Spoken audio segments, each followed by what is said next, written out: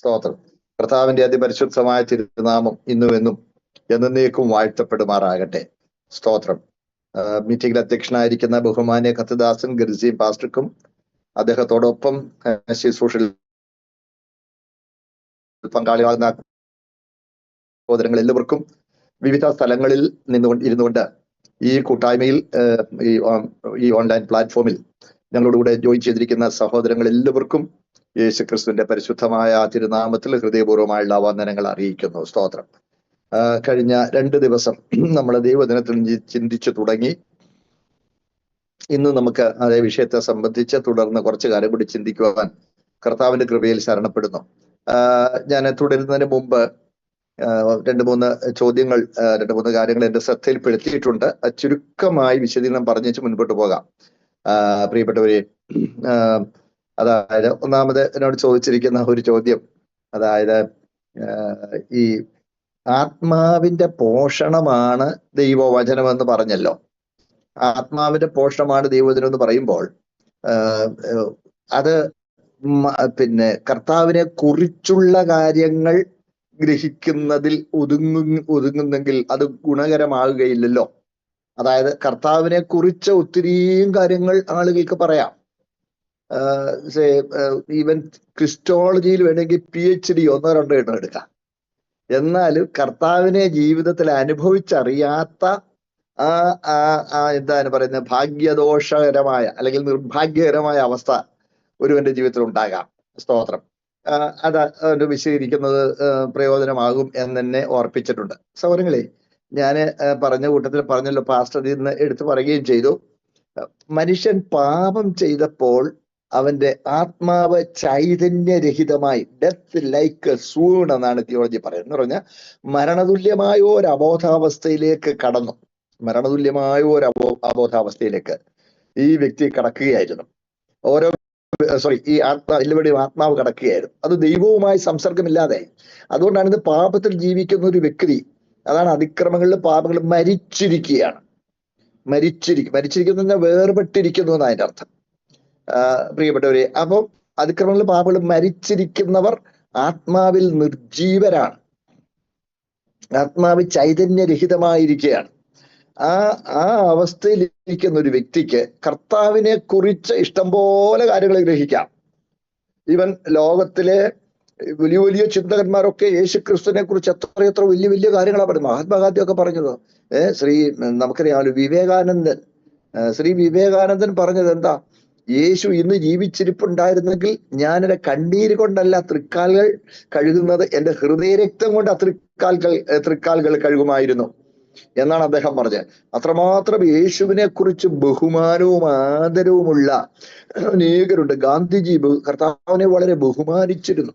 കർത്താവിന്റെ ഉപദേശങ്ങൾ അദ്ദേഹം ജീവിതത്തിൽ പ്രാവർത്തികമാക്കുവാൻ ആവോളം ശ്രമിച്ചിരുന്നു. പക്ഷെ അത് ഹെഡ് നോളജാണ്, അറിവാണ്, തലയിലാണ്. എന്നാൽ വീണ്ടും ജനിച്ച ഒരു ദൈവ പൈതലിനെ ആത്മാവിന്റെ പോഷണമായി ദൈവവചനം ലഭിക്കുകയുള്ളൂ. കാരണം അല്ലെങ്കിൽ അത് ദേഹിയിലാണ്, ബുദ്ധിയിലാണ് പോകുന്നത്. ബുദ്ധിയിൽ പോവുക. അപ്പൊ ആത്മാവിന് പോഷണമാകണമെങ്കിൽ എന്ത് വേണം? ആത്മാവ് ചൈതന്യപ്പെടണം. അല്ലേ എങ്ങനെയാ പോഷണമാകുന്നത്? നമുക്ക് ഒരു ഭക്ഷണം പോഷണമാകണമെങ്കിൽ നമുക്ക് അത് ദഹിച്ച് നമ്മളത് ആഗിരണം ചെയ്തെങ്കിൽ മാത്രമല്ലേ അത് നമുക്ക് പോഷണമാവുകയുള്ളൂ. അപ്പോൾ ആത്മാവിൽ ചൈതന്യം പ്രാപിച്ച ഒരു വ്യക്തിക്ക് മാത്രമേ ആത്മാവിന്റെ ഭക്ഷണമായ ദൈവവചനം പോഷണമായി അനുഭവിക്കുവാൻ കഴിയുന്നുള്ളൂ. ഞാൻ പറഞ്ഞത് വ്യക്തമായി ഞാൻ വിശ്വസിക്കുന്നു. അതുകൊണ്ട് ആത്മാവിന്റെ ഭക്ഷണമായ വചനം ആത്മാവിന് പോഷണമാകണമെങ്കിൽ ആദ്യം അവൻ ആത്മാവിൽ ചൈതന്യം പെടണം. വീണ്ടും ജനനം എന്ന് പറയുന്ന ഭാഗം വിശദീകരിക്കുമ്പോൾ കൂടുതൽ ഞാൻ വ്യക്തമാക്കാം. സ്തോത്രം. അത്യാവശ്യത്തിന് തൽക്കാലത്തേക്ക് അത് മനസ്സിലായി ഞാൻ വിശ്വസിക്കുന്നു. പിന്നെ 2 കാര്യങ്ങൾ എന്നെ ശ്രദ്ധയിൽപ്പെടുത്തിയിട്ടുണ്ട്. ഒന്ന്, കൊരിന്ത്യർക്കെഴുതി 1-ാം ലേഖനം 3-ാമത്തെ അധ്യായം ഞാൻ ഇതിനൊന്ന് കൂട്ടത്തിലൊന്ന് പരാമർശിച്ചു. ശരീരം ബലഹീനമായി തേജസ് നഷ്ടപ്പെട്ടു എന്ന് പറഞ്ഞ കൂട്ടത്തിൽ മനുഷ്യന്റെ ശരീരം തേജസ്സിനാൽ ഉടുപ്പിക്കപ്പെട്ടതായിരുന്നു എന്ന് നാം തിരുവെഴുത്തിൽ മനസ്സിലാക്കുന്നു എന്ന് പറഞ്ഞു. എന്നിട്ട് കർത്താവ് പാപജഡത്തിന്റെ സാദൃശ്യത്തിലാണ്, പാപജഡത്തിലല്ല. പാപജഡത്തിന്റെ സാദൃശ്യത്തിലാണ് കർത്താവ് ഇവിടെ വന്നതെന്ന് പറഞ്ഞു. അതുകൊണ്ടാണ് വസ്ത്രം ധരിച്ചത്. എന്നാൽ പാപജഡത്തിന്റെ സാദൃശ്യത്തിലേ ഉള്ളൂ, പാപജഡത്തിലല്ല എന്ന് വെളിപ്പെടുത്തേണ്ടതിനും കൂടെയാണ് മരുഭൂമിയിൽ വെച്ച് തേജസ്സിൽ വെളിപ്പെട്ടതെന്ന് ഞാൻ പറയുകയുണ്ടായി. അത് ആ കൂട്ടത്തിൽ മോശയുടെ മുഖത്തെ തേജസ്സുമായി ഞാൻ അതിനെ താരതമ്യപ്പെടുത്തി. കാര്യം നമ്മൾ പ്രാപിക്കാൻ പോകുന്നത് നിത്യ തേജസ്സാണെന്നും ക്രിസ്തുവിന്റെ തേജസ്സാണ്. അതല്ലേ ഞാൻ മീൻസ് കുറിവാക്യമായി എടുത്ത് നിങ്ങളുടെ മനസ്സിൽ നിന്ന് പോലെ 2 തെസ്സലോനിക്കർ 2:14 യേശു ക്രിസ്തുവിന്റെ മഹത്വം പ്രാപിപ്പാനല്ലോ അവൻ ഞങ്ങളുടെ സുവിശേഷ ഘോഷണത്താൽ നിങ്ങളെ രക്ഷയ്ക്ക് വിളിച്ചത്. അപ്പൊ നമ്മൾ പ്രാപിക്കാൻ പോകുന്നത് യേശു ക്രിസ്തുവിന്റെ മഹത്വമാണ്. മോശയുടെ മുഖ തേജസ്സിന്റെ അതേപോലുള്ള ഒരു തേജസ് അല്ല, ഒരു റിഫ്ലക്ഷൻ അല്ല. പിന്നെ നമ്മള് സ്ഥായിയായ ഒരു വലിയ മാറ്റം നമ്മുടെ ആളത്വത്തിൽ തന്നെ ഉണ്ടാകുന്ന പോലുള്ള ഒരു വ്യതിയാനമാണ് അവിടെ സംഭവിക്കാൻ പോകുന്നത്. സ്തോത്രം. അത് ഞാൻ ആ പറഞ്ഞ കൂട്ടത്തിൽ ഞാൻ ഇങ്ങനെ പറയുകയുണ്ടായി, മോശയുടെ മുഖ തേജസ് ആളുകൾക്ക് അസ്വസ്ഥത ഉണ്ടാക്കിയത് കൊണ്ട് ആദ്യം ആ തേജസ്സിനെ ഒന്ന് മൂടാനായിട്ട് മൂടുപടം ഇട്ടു. പിന്നെ ഈ മൂടുപടം ഇട്ടുകൊണ്ടേയിരുന്നു. ആ മൂടുപടം ഇട്ടുകൊണ്ടേയിരുന്നത് ആ മുഖ തേജസ് പതിയെ കുറഞ്ഞു പോയിക്കൊണ്ടിരിക്കുകയായിരുന്നു. ആ തൽമൂദിലൊക്കെ അതിനെ കുറിച്ച് പറയുന്നുണ്ട് കേട്ടോ. മുഖ തേജസ് ഇങ്ങനെ കുറഞ്ഞുകൊണ്ടിരുന്നപ്പോൾ ആ തേജസ് നീങ്ങിപ്പോകുന്നതിന്റെ അന്തം അത് ഒട്ടുമില്ലാതാകുന്നത് ആരും കാണാതിരിക്കാനാ പിന്നെ മുഖത്ത് മൂടുപടം ഇട്ടുകൊണ്ടിരുന്നതെന്നാണ് ഈ ഭാഗത്തുനിന്ന് നമുക്ക് മനസ്സിലാക്കാനായിട്ട് കഴിയുന്നത്. പ്രിയപ്പെട്ടവരെ, അപ്പോൾ മോശയ്ക്ക് എപ്പോഴും മൂടുപടം ഇട്ടുകൊണ്ട് നടക്കാൻ നോക്കുമോ?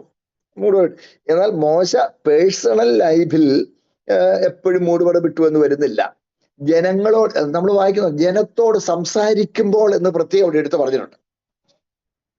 ജനത്തോട് സംസാരിക്കുമ്പോൾ, ജനത്തിന്റെ മുമ്പിൽ വന്ന് അവരോട് സംസാരിക്കുമ്പോൾ മുഖത്ത് മൂടുപടം ഇടും. പിന്നെ ദൈവസാന്നിധ്യത്തിലേക്ക് പോകുമ്പോൾ മൂടുപടം നീക്കിക്കളയും. അപ്പോൾ എപ്പോഴും ദൈവസാന്നിധ്യത്തിന്റെ ആ അനുഭവത്തിലാണ് മോശ ഇരുന്നത് എന്നുള്ളത് കൊണ്ട് മോശ എപ്പോഴും മൂടുപടം ഇട്ടുകൊണ്ടിരുന്നില്ല. ജനത്തോട് സംസാരിക്കുമ്പോൾ അവൻ ആ മൂടുപടം ഇട്ടുകൊണ്ടിരുന്നു. കാരണം ആ നീങ്ങിപ്പോകുന്നതിന്റെ അന്തം ഇസ്രായേൽ കാണാതിരിക്കേണ്ടത്. ഇനി പൗലോസ്ലീഹ ഈ ഭാഗം പറയുന്നത് പ്രത്യേകം ശ്രദ്ധേയമാണെന്ന് പറഞ്ഞാൽ, കൊരിന്ത്യർക്കെഴുതിയ 3-ാം അധ്യായത്തിൽ പൗലോസ് പറഞ്ഞു വരുന്നത് നമ്മൾ ക്രിസ്തുവിന്റെ പത്രമാണെന്ന് പറഞ്ഞാൽ കർത്താവിനെ വെളിപ്പെടുത്തുന്നവരാണ് എന്നുള്ളതാ പറഞ്ഞു വരുന്നത്. ക്രിസ്തുവിന്റെ പത്രമാണ് എന്ന് പറഞ്ഞേച്ച് അത് പഴയ നിയമവും പുതിയ നിയമവും കൂടെ വ്യത്യാസം, അതിന്റെ ആ താരതമ്യം എടുത്തിരിക്കുക. ജക്സ്റ്റാപ്പോസിങ്. അവിടെ കൽപ്പലകയിലാണ് പ്രമാണം എഴുതുന്നത്. ഇവിടെ ഇപ്പൊ നമ്മുടെ പ്രമാണം എഴുതുന്നത് ഹൃദയം എന്ന മാംസപ്പലകയിലാണ്.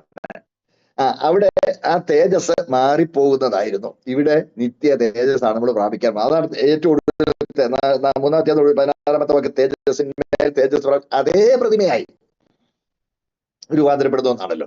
അപ്പൊ നമ്മൾ പ്രാപിക്കാൻ പോകുന്ന നിത്യ തേജസ്സാണ്. മാത്രമല്ല അവിടെ പറഞ്ഞിരിക്കുന്നത് പിന്നെ പുതിയ നിയമത്തിന്റെ ശുശ്രൂഷകന്മാരാണ്. അപ്പൊ പഴയ നിയമം വായിക്കുമ്പോഴൊക്കെ ആ മൂടുപടം ഇന്നും മുഖത്തുണ്ട്, എന്ന് പറഞ്ഞാൽ ഹൃദയത്തിന്മേലിരിക്കുന്നു, മനസ്സിന്മേലിരിക്കുന്നു എന്ന് പറഞ്ഞാൽ പഴയ നിയമം വായിക്കുമ്പോൾ പല കാര്യങ്ങളും നമുക്ക് നമ്മുടെ അല്ല ഇസ്രായേലിന് പലതും അത് വ്യക്തമായി ഗ്രഹിക്കുവാൻ കഴിഞ്ഞിരുന്നില്ല. അത് മറപൊരുളായിരുന്നു. ഉദാഹരണം ദാനിയേൽ തന്നെ പറഞ്ഞു, ഞാൻ കേട്ടുവെങ്കിലും ഗ്രഹിച്ചില്ല. പിന്നെ പത്രോസ്ലീഹ പറയുമ്പോൾ അവര് ക്രിസ്തുവിന് വരേണ്ടിയ കഷ്ടങ്ങളെ കുറിച്ച് അവര് മുൻകൂട്ടി പ്രവചിച്ചു. അവർ തങ്ങൾക്കായിട്ടല്ല നമ്മൾക്ക് വേണ്ടിയാണ് അത് ചെയ്യുന്നത്. നോക്കണേ, അത് പൂർണ്ണമായും അത് ഗ്രഹിക്കുവാനായിട്ട് കഴിഞ്ഞിരുന്നില്ല. അതുകൊണ്ടാണ് പഴയ നിയമം വായിക്കുമ്പോഴൊക്കെ ഒരു മൂടുപടമുണ്ട്, അതിനകത്ത് ഒരു കൺസീലിംഗ് ഉണ്ട്. അത് നിഴലാണ്. നിഴലിൽ തെളിവ് കുറവാണ്. അപ്പോൾ പുതിയ വരുമ്പോൾ പുതിയ നിയമം പൊരുളാണ്. പൊരുളിൽ കാര്യങ്ങൾ വ്യക്തമായി കാണുന്നു, മുഖാമുഖം കാണുന്ന പോലെ കാണുന്നു. ഇതാണ് ആ ഭാഗത്ത് പറയുന്നതിന്റെ അർത്ഥം. സ്തോത്രം. അപ്പോൾ മോശ ജനത്തോട് സംസാരിക്കുമ്പോഴാണ് മൂടുപടം മുഖത്ത് ഇട്ടുകൊണ്ടിരുന്നത്. എന്നാൽ ദൈവസന്നിധിയിലേക്കും അല്ലാത്ത സമയത്ത് എപ്പോഴും മൂടുപടം ഇട്ടുകൊണ്ടിരുന്നു എന്ന് അതിനർത്ഥമില്ല. ജനത്തോട് സംസാരിക്കുമ്പോൾ, കാര്യം ജനത്തിന് മുമ്പിൽ നിൽക്കുന്ന സമയത്ത്, ഇടയ്ക്കിടയ്ക്ക് ജനത്തെ വിളിച്ചു കൂട്ടി എന്തെങ്കിലും അവരോട് സംസാരിക്കുന്ന സമയത്ത് മൂടുപടം ഇട്ടുകൊണ്ടാണ് സംസാരിച്ചിരുന്നത് എന്നാണ് നമുക്ക് അതിൽ നിന്നും മനസ്സിലാക്കാനായിട്ട് കഴിയുന്നത്. പിന്നെ ഒരു കാര്യം കൂടി എന്നോട് ചോദിച്ചിട്ടുണ്ട്. അടുത്ത് വെച്ചിരിക്കുന്ന കാര്യം, ഞാൻ ഇന്നലെ പറഞ്ഞ കൂട്ടത്തിൽ ഒന്ന് കൂടുതൽ വ്യക്തമാക്കാമായിരുന്നെങ്കിലും നേരം കുറവായതുകൊണ്ടും വേഗം അങ്ങ് പോവുകയായിരുന്നു. അതായത് എബ്രാലേഖനം അതിന്റെ 5-ാം അധ്യായം 7-ാമത്തെ വാക്യം വായിക്കുമ്പോൾ, ക്രിസ്തു തന്റെ ഐഹിക ജീവകാലത്ത് തന്നെ മരണത്തിൽ നിന്ന് രക്ഷിപ്പാൻ കഴിയുന്നതുകൊണ്ട് ഉറച്ച നിലവിളിയോടും കണ്ണുനീരോടും കൂടെ അപേക്ഷയും അഭയാചനയും കഴിക്കുകയും ഭയഭക്തി നിമിത്തം ഉത്തരം ലഭിക്കുകയും ചെയ്തു. നമ്മളിവിടെ വായിക്കുന്നുണ്ട്. അതായത് യേശു മരിച്ചില്ലെന്ന് പറയാൻ ആളുകൾ ഈ പ്രത്യേകിച്ച്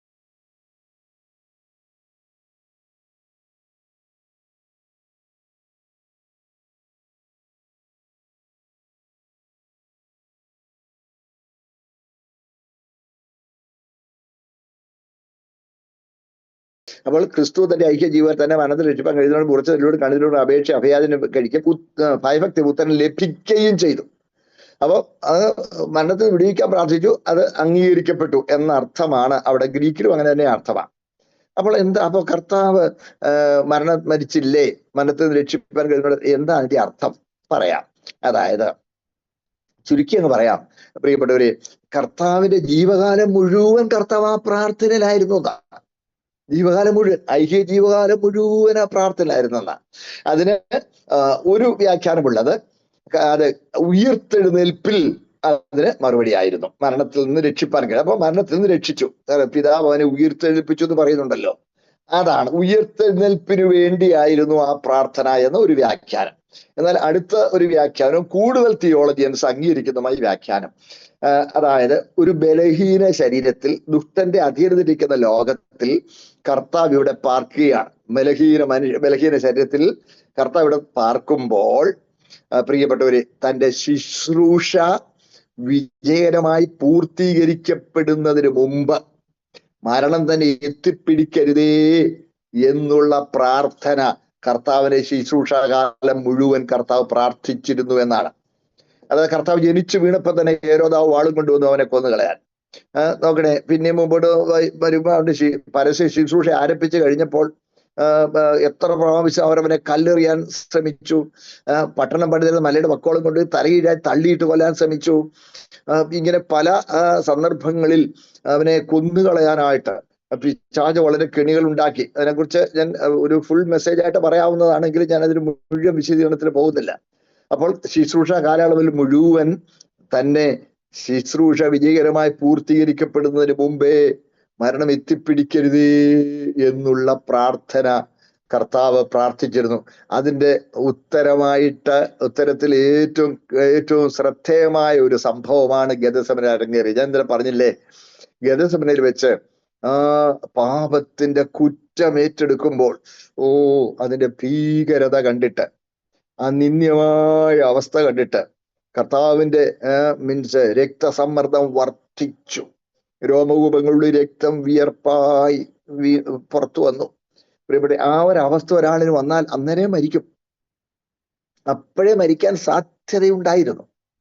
അപ്പോഴാണ് പെട്ടെന്ന് ഒരു ദൂതനെ ബലപ്പെടുത്തുവാൻ അവിടെ നിയോഗിച്ചു. ഞാൻ ഇന്നലെ പറഞ്ഞ ഓർമ്മയുണ്ടല്ലോ, ദാനിയേലിനെ ബലപ്പെടുത്തുന്ന ഒരു ദൂതനെ അവിടെ നിയോഗിക്കുകയും ദാനിയേലിനെ ബലപ്പെടുത്തിയ ആ ദൂതൻ തന്നെ ആയിരിക്കുമെന്ന് അതിന് മുൻകൂട്ടി അതിനൊരു പരിശീലനം കൊടുത്ത് അതിന് ഒരു കീഴ്വഴക്കം ഒരുക്കുകയും ചെയ്യുകയായിരുന്നു എന്ന് പോലും ചില തിയോളജിയൻസ് അതിനെക്കുറിച്ച് അഭിപ്രായപ്പെടുന്നുണ്ട്. സ്തോത്രം. അപ്പൊ നോക്കണേ, അപ്പോൾ ആ മരണത്തിൽ നിന്ന് അപ്പോൾ പെട്ടെന്ന് ഗെത്സമനയിൽ വെച്ച് തന്നെ സംഭവിക്കാമായിരുന്ന മരണത്തിൽ വിടുവിക്കുവാൻ ദൂതനെ നിയോഗിച്ചു. സ്തോത്രം. പ്രിയപ്പെട്ട, അപ്പോൾ ശുശ്രൂഷ വിജയകരമായി പൂർത്തീകരിക്കപ്പെടുന്നതിന് മുമ്പ് മരണം എത്തിപ്പിടിക്കരുത് എന്നുള്ള പ്രാർത്ഥന ജീവകാലം മുഴുവൻ കർത്താവ് പ്രാർത്ഥിച്ചിരുന്നു. നമ്മളും അത് പ്രാർത്ഥിക്കണം. കർത്താവേ, മരണം പ്രധാനമല്ല, പക്ഷേ എന്റെ ശുശ്രൂഷ വിജയകരമായി പൂർത്തീകരിക്കപ്പെടുന്നതിന് മുമ്പ് മരണം എത്തിപ്പിടിക്കരുതേ എന്ന് നമ്മൾ പ്രാർത്ഥിക്കണം. അതുവരെ എന്നെ ആയുസ്സോടും ആരോഗ്യത്തോടും കൂടെ സൂക്ഷിക്കുവാൻ തിരുവുള്ളമാകണമേ എന്ന് നമ്മൾ പ്രാർത്ഥിക്കണം എന്നാണ് ദൈവവചനത്തിൽ നമുക്ക് മനസ്സിലാക്കാൻ കഴിയുന്നത്. ചിലർ പറയാറുണ്ട്, ഞാൻ എനിക്ക് വേണ്ടി ഒന്നും പ്രാർത്ഥിക്കില്ല, ഞാൻ മറ്റുള്ളവർക്ക് വേണ്ടി. അയ്യോ, അങ്ങനെയല്ല പറയുന്നത്. നമ്മൾ നമുക്ക് വേണ്ടിയും പ്രാർത്ഥിക്കണം. അതായത് നമ്മുടെ ആവശ്യങ്ങൾ സ്തോത്രത്തോടെ ദൈവത്തെ അറിയിക്കണം. ആ ആവശ്യത്തിൽ ഏറ്റവും പ്രധാനവിധ വിജയകരമായി ശുശ്രൂഷ പൂർത്തീകരിക്കപ്പെടുന്നതിന് മുമ്പ് ഒരു രുക്കാവട്ട്, അതൊരു പ്രതിസന്ധി ഉണ്ടാകാൻ അനുവദിക്കരുതേ എന്നുള്ള പ്രാർത്ഥന നമ്മുടെ ഭാഗത്തു നിന്നും ഉണ്ടാകണം. സ്തോത്രം. വ്യക്തമായി എന്ന് ഞാൻ വിശ്വസിക്കുന്നു. ദൈവദിനത്തിൽ പരിചാരമുള്ളവരാണല്ലോ, അതുകൊണ്ട് ചുരുക്കി പറയുമ്പോൾ തന്നെ അത് വ്യക്തമായി എന്ന് ഞാൻ വിശ്വസിക്കുന്നു. കർത്താവ് സഹായിക്കട്ടെ. സ്തോത്രം. പ്രിയ ദൈവമക്കളെ, കഴിഞ്ഞ രാത്രി ഞാൻ പ്രധാന വിഷയവുമായി തുടരുന്നു. കഴിഞ്ഞ രാത്രി കർത്താവ് രക്ഷയുടെ ഒന്നാം ഘട്ടത്തിൽ പാപത്തെ കൈകാര്യം ചെയ്ത വിധം എങ്ങനെയാണെന്നുള്ളത് വിശദീകരിക്കുന്ന ഈ 7 പ്രയോഗങ്ങൾ ഞാൻ തിരുവഴുത്തിൽ നിങ്ങളെ ഓർമ്മിപ്പിച്ചത് നിങ്ങളുടെ ഓർമ്മയിലുണ്ടെന്ന് ഞാൻ കരുതുന്നു. സ്തോത്രം. പാപമോചനം, പാപപരിഹാരം, പാപത്തിന് പ്രായശ്ചിത്തം, പാപത്തിന് നീക്കുമൊക്കെ, പാപം മായിച്ചു, പാപത്തിൽ വില കൊടുത്ത് വീണ്ടെടുത്തു, അറിവിലയായി നിൽക്കുന്നു, റാൻസമായി നിൽക്കുന്നു. സ്തോത്രം. ഇനിയും പലതും പല പ്രയോഗങ്ങൾ ഇതുമായി ബന്ധപ്പെടുത്തി പറയാമെങ്കിലും പ്രധാനമായിട്ട് ഈ 7 എണ്ണമാണ് നമ്മൾ ശ്രദ്ധിക്കേണ്ടത്. രക്ഷയുടെ 2ാം ഘട്ടത്തിലാണ് പാപം ക്ഷമിക്കുന്നതെന്നും ഞാൻ നിങ്ങളോട് പറയുകയുണ്ടായി. അതായത് ഈ ക്ഷമിക്കുമ്പോൾ ഒരു വക എന്താണ് പറയുന്നത്, ഒരു നീതി നിഷേധം അവിടെ ഉണ്ടാകാൻ സാധ്യതയുണ്ട്. ക്ഷമിക്കുമ്പോൾ ഒരു നീതി നിഷേധം ഉണ്ടാകാൻ സാധ്യതയുണ്ട്. എന്നാൽ നോക്കണേ, സ്തോത്രം, ദൈവം പൂർണ്ണമായും നീതിമാനാണ്. നമ്മുടെ പാപം വെറുതെ അങ്ങ് എഴുതി തള്ളുകയല്ല. സേ ഫോർ എക്സാമ്പിൾ, എഴുതി തള്ളുന്നു വിചാരിച്ചേ. ഇപ്പൊ ഇന്നലെ ഞാൻ പറഞ്ഞല്ലോ, ലോൺ എഴുതി തള്ളുമ്പോൾ ആരെങ്കിലും അത് സഹിക്കണം. നോക്കണേ, സ്തോത്രം. ഞാൻ ഒരു ഉദാഹരണം പോലെ പറയാറുണ്ട്. സ്തോത്രം. വേഗം പറയാം, എളുപ്പം പറയാനുള്ള ഉദാഹരണങ്ങളാണ്. കൂടുതൽ കോംപ്ലിക്കേറ്റഡ് ആണ് ഉദാഹരണം പറഞ്ഞാൽ കൂടുതൽ സമയം എടുക്കും എന്നുള്ളതുകൊണ്ട് സിമ്പിൾ ആയിട്ട് ഉദാഹരണം പറയാം. ഞാൻ ഇപ്പോൾ ഫോർ എക്സാമ്പിൾ ഈ ഗർസീം പാസിന്റെ കയ്യിൽ നിന്ന് 1 ലക്ഷം രൂപ വായ്പ വാങ്ങിച്ചു എന്നിരിക്കട്ടെ. അദ്ദേഹത്തിന് ഒരു ഉറപ്പിന് വേണ്ടി ഞാൻ 2 ബ്ലാങ്ക് ചെക്കും ഒപ്പിട്ട് കൊടുത്തു. പിന്നെ ഞാൻ ഒരു പ്രോമിസറി നോട്ട് എഴുതി കൊടുത്തു. 3 മാസമാണ് ഞാൻ അവധി പറഞ്ഞേക്കുന്നത്. അദ്ദേഹം 2 ചെക്കുകളും, ബ്ലാങ്ക് ചെക്കുകളും, പ്രോമിസറി നോട്ടും, അൺഡേറ്റഡ് ചെക്കുകൾ വാങ്ങിച്ചു വെച്ചിട്ട് എനിക്ക് 1 ലക്ഷം രൂപ തന്നു എന്ന് സങ്കല്പിക്കുക. ഞാൻ 3 മാസമായി കൊടുക്കുന്നില്ല, 6 മാസമായി കൊടുക്കുന്നില്ല. അങ്ങനെ ഒരു ദിവസം ഒരിടത്ത് വെച്ച് കണ്ടപ്പോൾ അദ്ദേഹം എന്നോട്, അയ്യോ ബ്രദറെ, അത് അയ്യോ പാസ്റ്റർ തന്നില്ല, ഞാൻ തരാം കേട്ടോ, തരാം.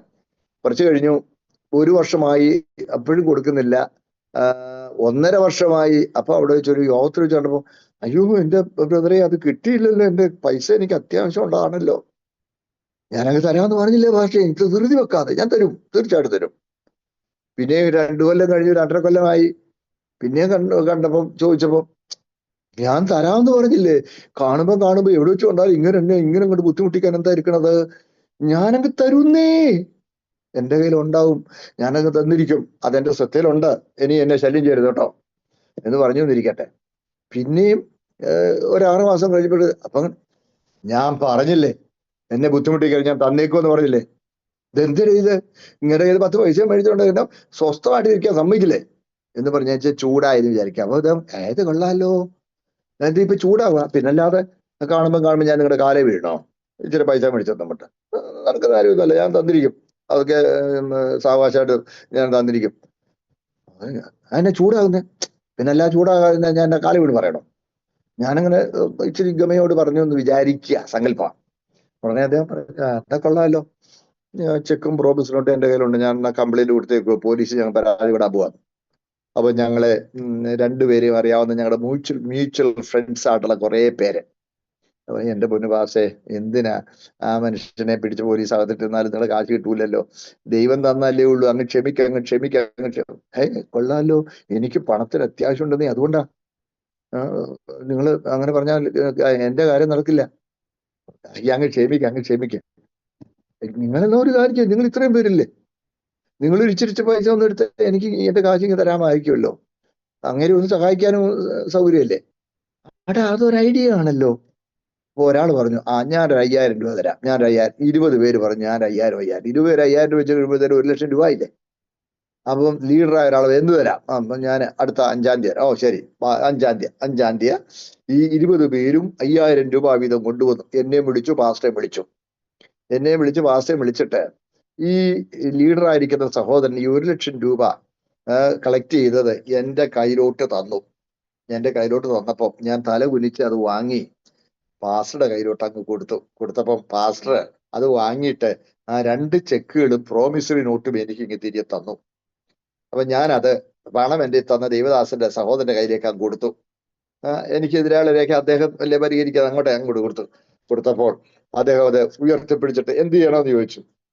ബാക്കി 19 പേര് പറഞ്ഞു, കീറിക്കളഞ്ഞേരെ എന്ന് പറഞ്ഞു. അത് പെട്ടെന്ന് അത് കീറി ചുരുട്ടിക്കൂട്ടി ചവറ്റുകൂട്ടി കളഞ്ഞു. അവിടെ ഒരു പരിഹാരമുണ്ടായി, അവിടെ ഒരു പ്രായച്ചിത്തമുണ്ടായി, അവിടെ ഒരു നീക്കുപോക്കുണ്ടായി. അല്ല, അതിന് പകരം എല്ലാവരുടെയും സമ്മർദ്ദം കൊണ്ട് എന്നാ അങ്ങ് ക്ഷമിച്ചേക്കാം, എന്റെ ദൈവമേ ഞാൻ ഞെരുങ്ങുന്നേ, ഞാൻ ക്ഷമിച്ചേക്കാം, ഞാൻ അടിച്ചു പൊളിച്ച് ജീവിക്കുന്നു, അദ്ദേഹം ഞെരുങ്ങുന്നു. അവിടെ ഒരു നീതി നിഷേധമില്ലേ? ആ ക്ഷമിക്കുന്നെങ്കിലും അവിടെ എന്തുണ്ട്? ഒരു നീതി നിഷേധമുണ്ട്. എന്നാൽ പരിഹരിക്കപ്പെടുമ്പോൾ പൂർണ്ണമായ നീതി നിവർത്തിക്കപ്പെടുകയാണ്. സ്തോത്രം. പ്രിയപ്പെട്ടവരെ, ഇതുപോലെയാണ്.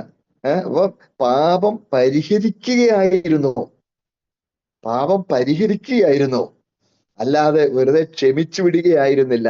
അത് ശ്രദ്ധിക്കണേ. അവിടെ ഞാൻ ആ ഉദാഹരണം അനുസരിച്ച് ഒന്നുകൂടി ഇച്ചിരി ഒന്ന് വ്യക്തമാക്കി പറഞ്ഞാൽ, ഇത് ഈ 1,00,000 രൂപ ആ സഹോദരൻ കളക്ട് ചെയ്ത് എന്റെ കയ്യിലോട്ട് ഇങ്ങോട്ട് തരാനായിട്ട് അദ്ദേഹം നീട്ടുമ്പോൾ ഞാൻ ഇത്തിരി ഗമയിൽ പറഞ്ഞു തരികട്ടെ, ബ്രദർ ഇത് എത്ര രൂപയുണ്ട്? ഇത് 1,00,000 രൂപയുണ്ട്. പാസ്റ്ററെ ഞാൻ തരാനുള്ള എത്ര? 1,00,000 രൂപ. ഇത് 1,00,000 രൂപ ഉണ്ടല്ലോ, ആ പാസ് കൊടുത്തേരെ, പാസ് വാങ്ങിച്ചോ, പാസ് കൊടുത്തേരെ, പാസ് വാങ്ങിച്ചോ എന്ന് പറഞ്ഞ് അപ്പൊ പാസ് പണത്തിന് ആവശ്യമുണ്ട്, അതേ ആ 1,00,000 രൂപ അങ്ങ് വാങ്ങിച്ചു. വാങ്ങിച്ചാൽ ഈ ചെക്കും പ്രോമിസും നോട്ടും കൈ വെച്ചേക്കും. മനസ്സിലായോ?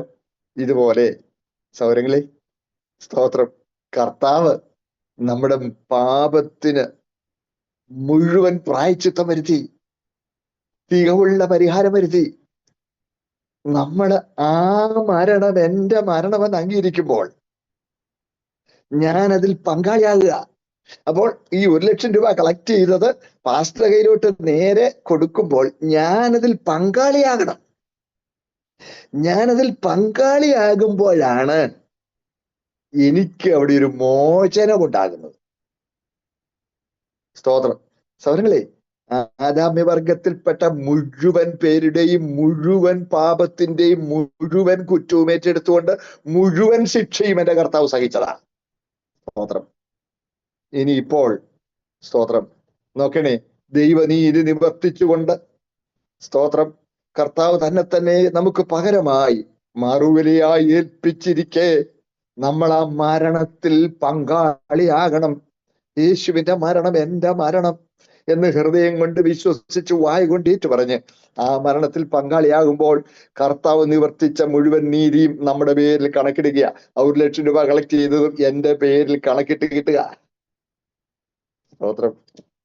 ഞാൻ വിനയപ്പെട്ടത് കൈപ്പറ്റിയപ്പോൾ എന്റെ പേരിൽ കണക്കിട്ട് കിട്ടുക. അല്ല, ഞാനത് വാങ്ങിക്കാൻ കൂട്ടാക്കാതെ ഇരുന്നാൽ, വിനയപ്പെടാൻ കൂട്ടാക്കാതെ ഇരുന്നാൽ എനിക്ക് അതിൽ പങ്കാളിയാകാൻ കഴിയില്ല. ഞാൻ അതിനകത്ത് ഒരു പാർട്ടി ആകുന്നില്ല. ശരിക്കും പറഞ്ഞാൽ നമ്മൾ ഓരോരുത്തരും യേശുവിന്റെ മരണം എന്റെ മരണമെന്ന് ഹൃദയം കൊണ്ട് വിശ്വസിച്ച് വായ് കൊണ്ടേറ്റ് പറയുമ്പോൾ നമ്മള് സ്തോത്രം ആ നിവർത്തിക്കപ്പെട്ട നീതിയിൽ ഓഹരിക്കാരാകുകയാണ്. സ്തോത്രം. എല്ലാവരും എൻ്റെ കൂടെ തന്നെ ഉണ്ടെന്ന് ഞാൻ വിശ്വസിക്കട്ടെ സഹോദരങ്ങളെ. അതാണ് നീതീകരണം എന്ന് പറയും. നീതീകരണം ഇത് ദൈവവചനം വളരെ വ്യക്തമാക്കുന്ന ആശയമാണ്. സ്തോത്രം. ഇതിന്റെ ഗൗരവം നിങ്ങൾ മനസ്സിൽ വേണം. ഞാൻ പറയുന്നത് നിങ്ങൾക്ക് വ്യക്തമാവുന്നുണ്ടേ സഹോദരങ്ങളെ? അല്ലാതെ ഒരു ചരിത്രത്തിൽ നടന്ന ഒരു സംഭവം മനസ്സുകൊണ്ട് അംഗീകരിച്ചു എന്നുള്ളതിനാൽ നാം ആരും രക്ഷയുടെ അനുഭവം പ്രാപിക്കുകയില്ല.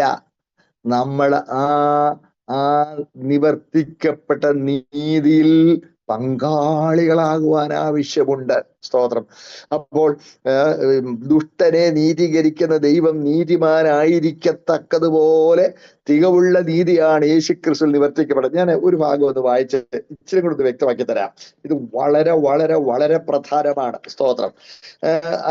റോമാലേഖനം 3-ാമത്തെ അധ്യായം, റോമാലേഖനം 3-ാമത്തെ അധ്യായം അതിന്റെ 25-ഉം 26-ഉം വാക്യങ്ങൾ ഒന്ന് വായിക്കുന്നു.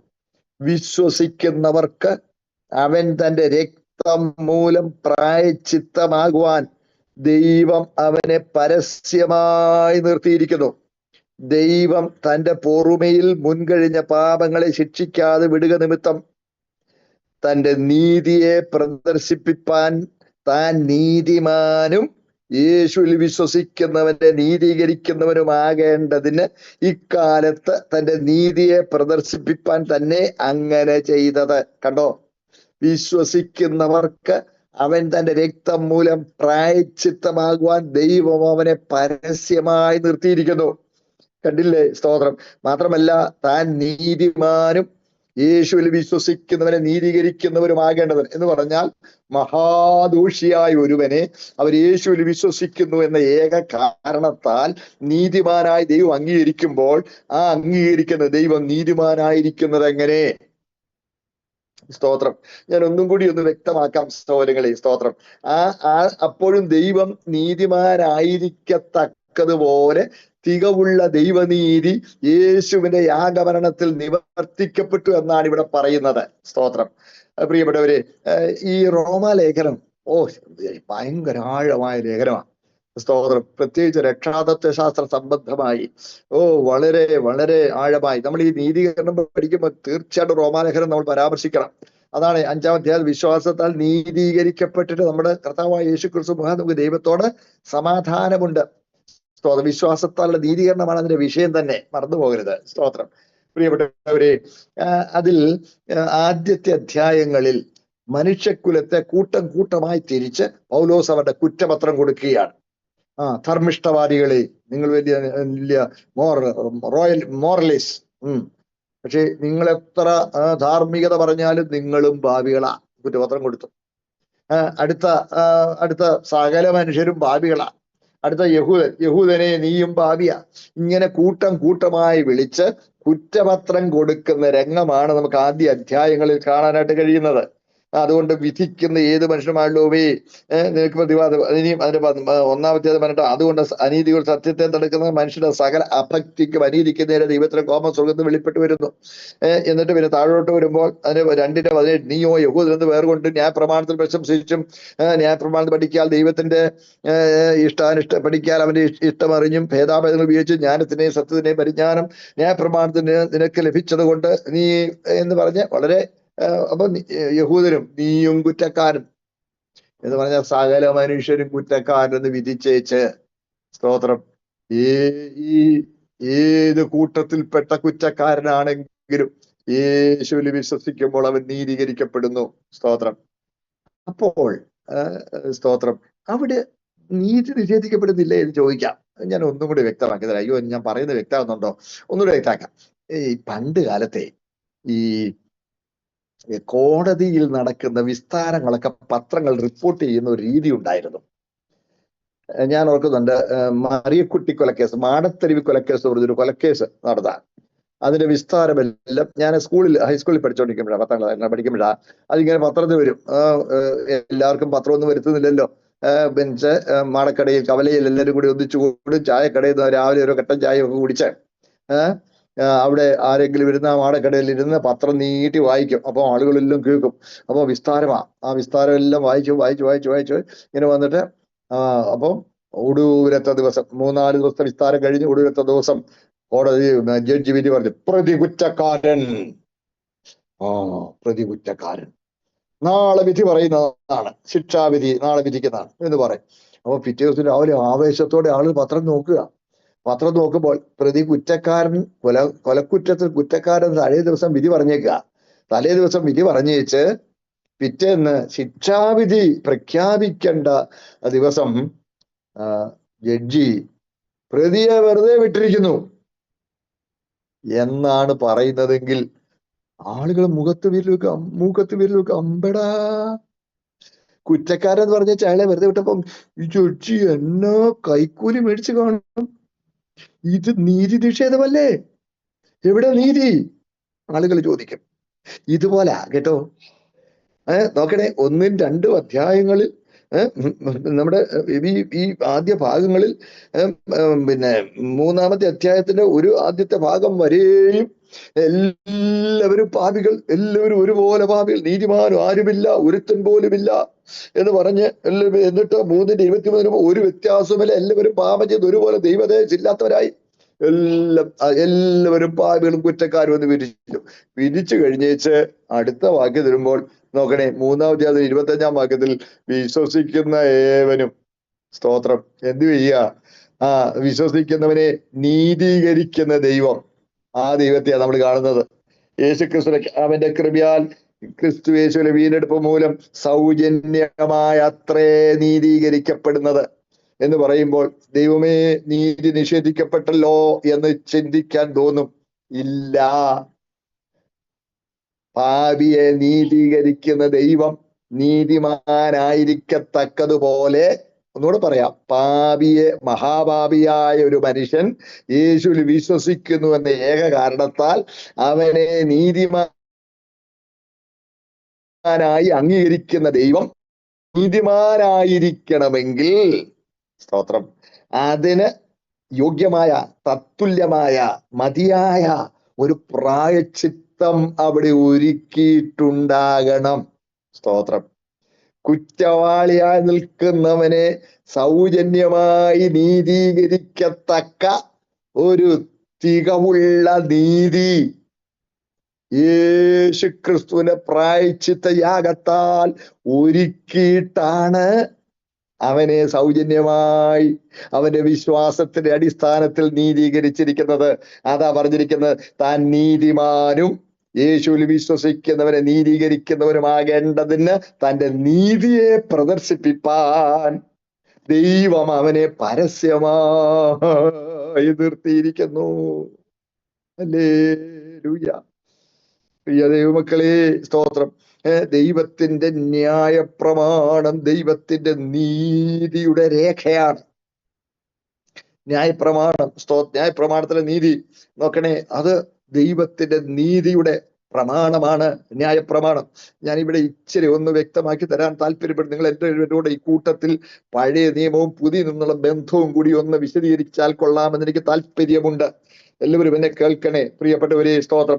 യേശു ക്രിസ്തു പാപപരിഹാര മാർഗം ഒരുക്കി നമ്മെ രക്ഷിച്ചത്, സ്തോത്രം, പ്രിയപ്പെട്ടവരെ, ഏകപക്ഷീയമായ ഒരു തീരുമാനമായിട്ടായിരുന്നില്ല. എന്ന് പറഞ്ഞാൽ ദൈവം എനിക്ക് അങ്ങനെ പ്രസാദമായിടൂ, ഓമന പൊത്തിനെ യാഗമാക്കി വെച്ച് നിന്നെയൊക്കെ നീതീകരിക്കാൻ അവന് വിശ്വസിക്കുന്ന അങ്ങനല്ല. ദൈവം ആദ്യം ഒരു പ്രമാണം കൊടുത്തു. പ്രമാണം കൊടുത്തു എന്ന് പറഞ്ഞാൽ ഏതിനിലെ തുടങ്ങിയതായത്. അയ്യോ, എന്നെ ശ്രദ്ധിച്ച് കേൾക്കണേ, സ്തോത്രം. അതായത് മനുഷ്യന് അഹങ്കാരിയ, ഭയങ്കര അഹങ്കാരിയ.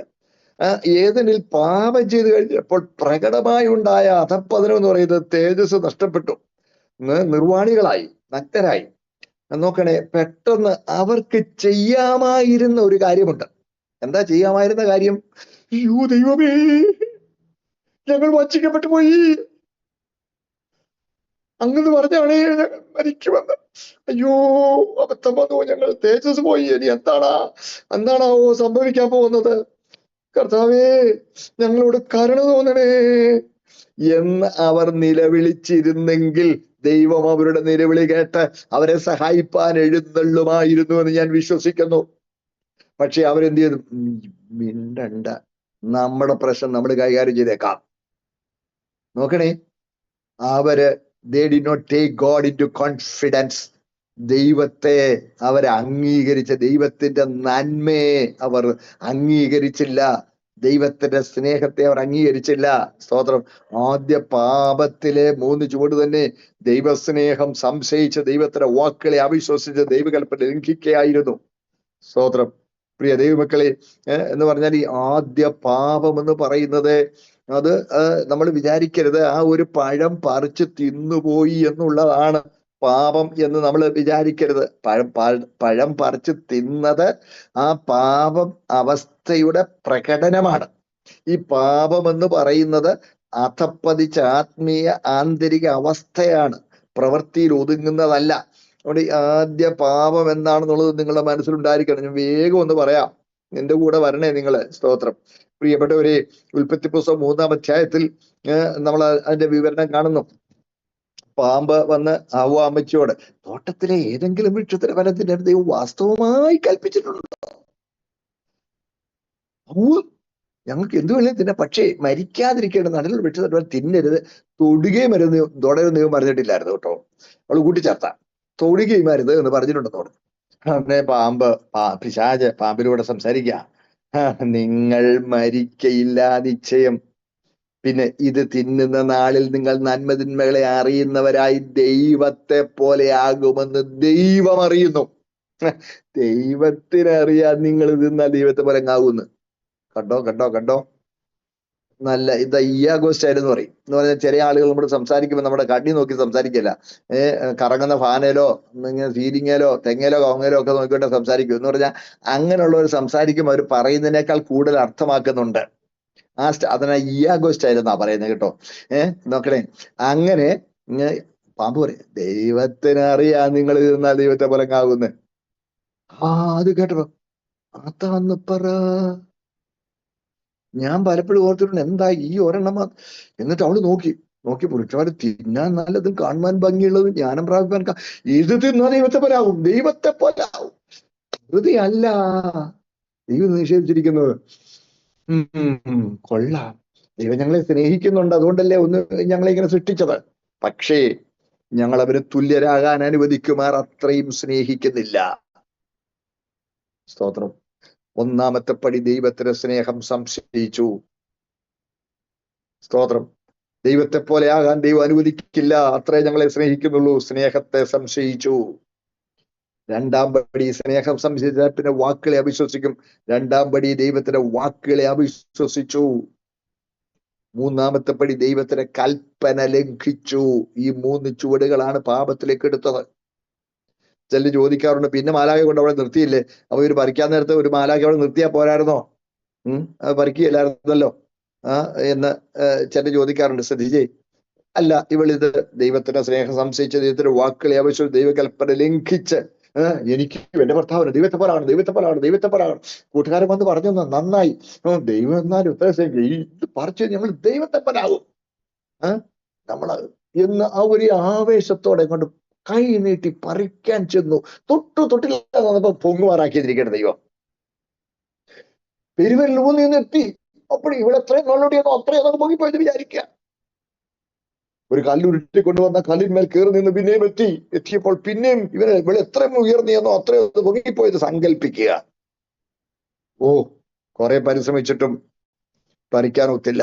അവൾ ക്ഷീണിച്ച കല്ലിന്മേൽ ഇങ്ങനെ നോക്കിയിരിക്കുമ്പോൾ അവൾ പറിച്ചുമില്ല, തിന്നുമില്ല. ഞാൻ ചോദിക്കട്ടെ, അവളായിരിക്കും അവളുടെ ചിന്ത എന്തായാലും എന്നാലും ദൈവം കുറെ ഭയങ്കരനാ.